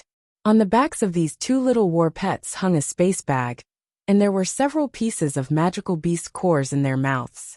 Under everyone's gaze, they openly spat them into the space bag. This time round, the group of members who were rather speechless towards their own group leader started staring at that bag of magical beast cores. That's right. There were also magical beast cores. Earlier there were a total of 200 over intermediate and advanced leveled magical beasts, so there might even be magic crystal stones. They were only thinking of preserving their lives, and had totally forgotten about this matter. They had not expected. Qing Luo actually asked her two war pets to go pick up those magical beast cores. The one with the biggest reaction was Lan Ling Nua. Slut! You actually dared to steal the magical beast cores behind our backs. Quickly pass the magical beast cores to us. Otherwise, don't blame us Blue Dragon Group for not standing on ceremony.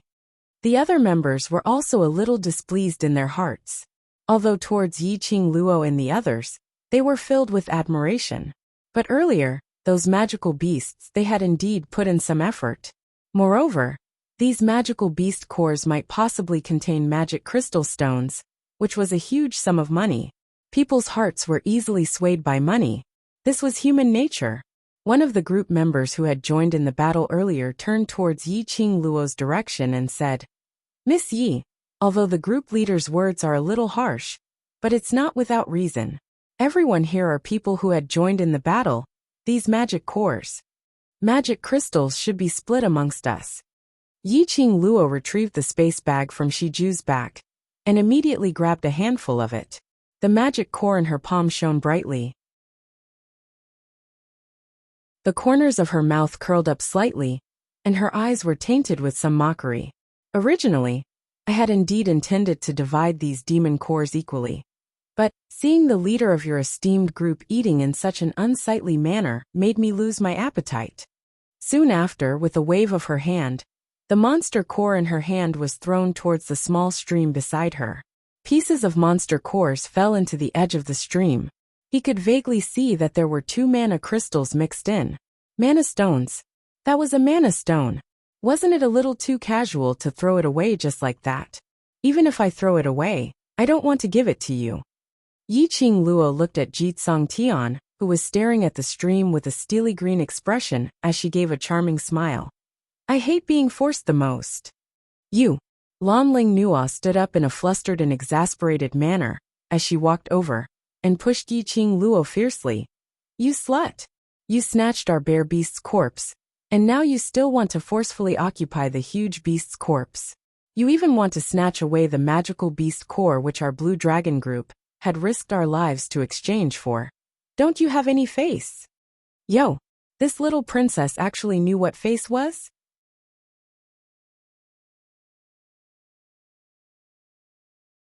Chapter 616. His 5 fingers clenched tightly, and scarlet traces appeared on his plain white wrist. Yiqing Luo leaned close to Lanling Nua's face, as a pair of bewitching eyes looked at her coldly, with that arrogance. Lanling Nua felt her legs go weak, and a chill rose from the bottom of her feet. He felt as if he was in an ice house, so cold that it was bone-chilling. He wanted to struggle, but he didn't have the strength to do so. Should I say that you are daring or foolish? Yiqing Luo's enchanting voice rang beside her ear like an evil spirit demanding for her life. Lanling Nua's eyes widened. Her exquisite and beautiful face was now twisted in a terrifying manner due to fear. You don't have the ability, and yet you dare to come knocking towards me. Yiqing Luo squinted her eyes as she sneered. Aren't you very confident in your own beauty? Wasn't it 90% sure that she would win against Jitsong Tian? How about I do a test for you? How would Yiqing Luo not be able to tell that this Lanling Nua totally had no feelings for Jitsong Tian? She was merely making use of Jitsong Tian's admiration towards her to coax Jitsong Tian to be obedient to her. In other words, she was simply enjoying the pleasure of a man being infatuated with her. Lanling Nua's face paled as she realized something. Indeed, he heard Yiqing Luo laughing coldly. I'll kill you and let's see if Jitsong Tian will help you take revenge and kill me. You. Lanling Nua was so scared that her face turned pale as she stared at Yiqing Luo in terror. You dare to kill me? I am the princess of the East Continent. My status is noble. You. Lanling Nua was in the middle of loudly announcing her identity with a sharp voice when her body suddenly became light. Her entire person fell to the ground in a sorry state. The blood of the demonic beasts covered the ground and stained her body. The angle of Yiqing Luo's casual throw was extremely good.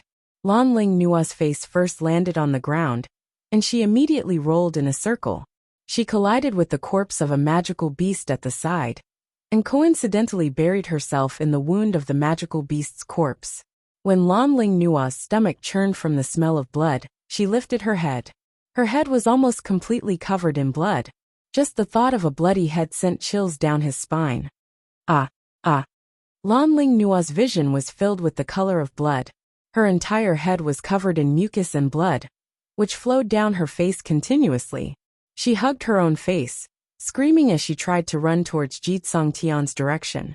Although the members of the Blue Dragon group had been through many battlefields and had seen many dead people, they were still shocked when they saw a bloody man charging at them. One by one they dispersed. No one dared to get close to her. Aren't you trying to distort the truth? Aren't you trying to forcefully eat something that doesn't belong to you? Don't you like monster cores? As their sister-in-law, if I don't do something for them, how can I convince the public? Yiqing Luo's chilly voice had a hint of ridicule in it. Following that, the feather fan in Yiqing Luo's hand shook slightly.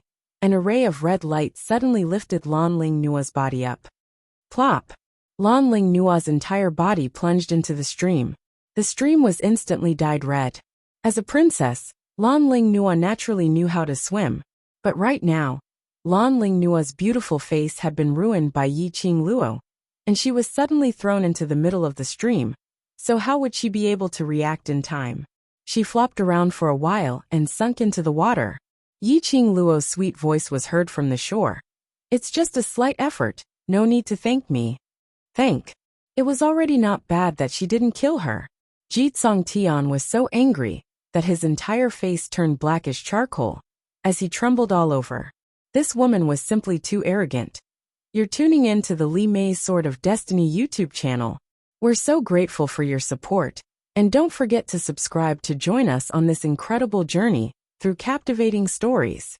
Your generosity through donations truly makes a world of difference, as it's the primary source of revenue that allows me to expand and enhance this channel for you. Thank you from the bottom of my heart for being a part of this adventure.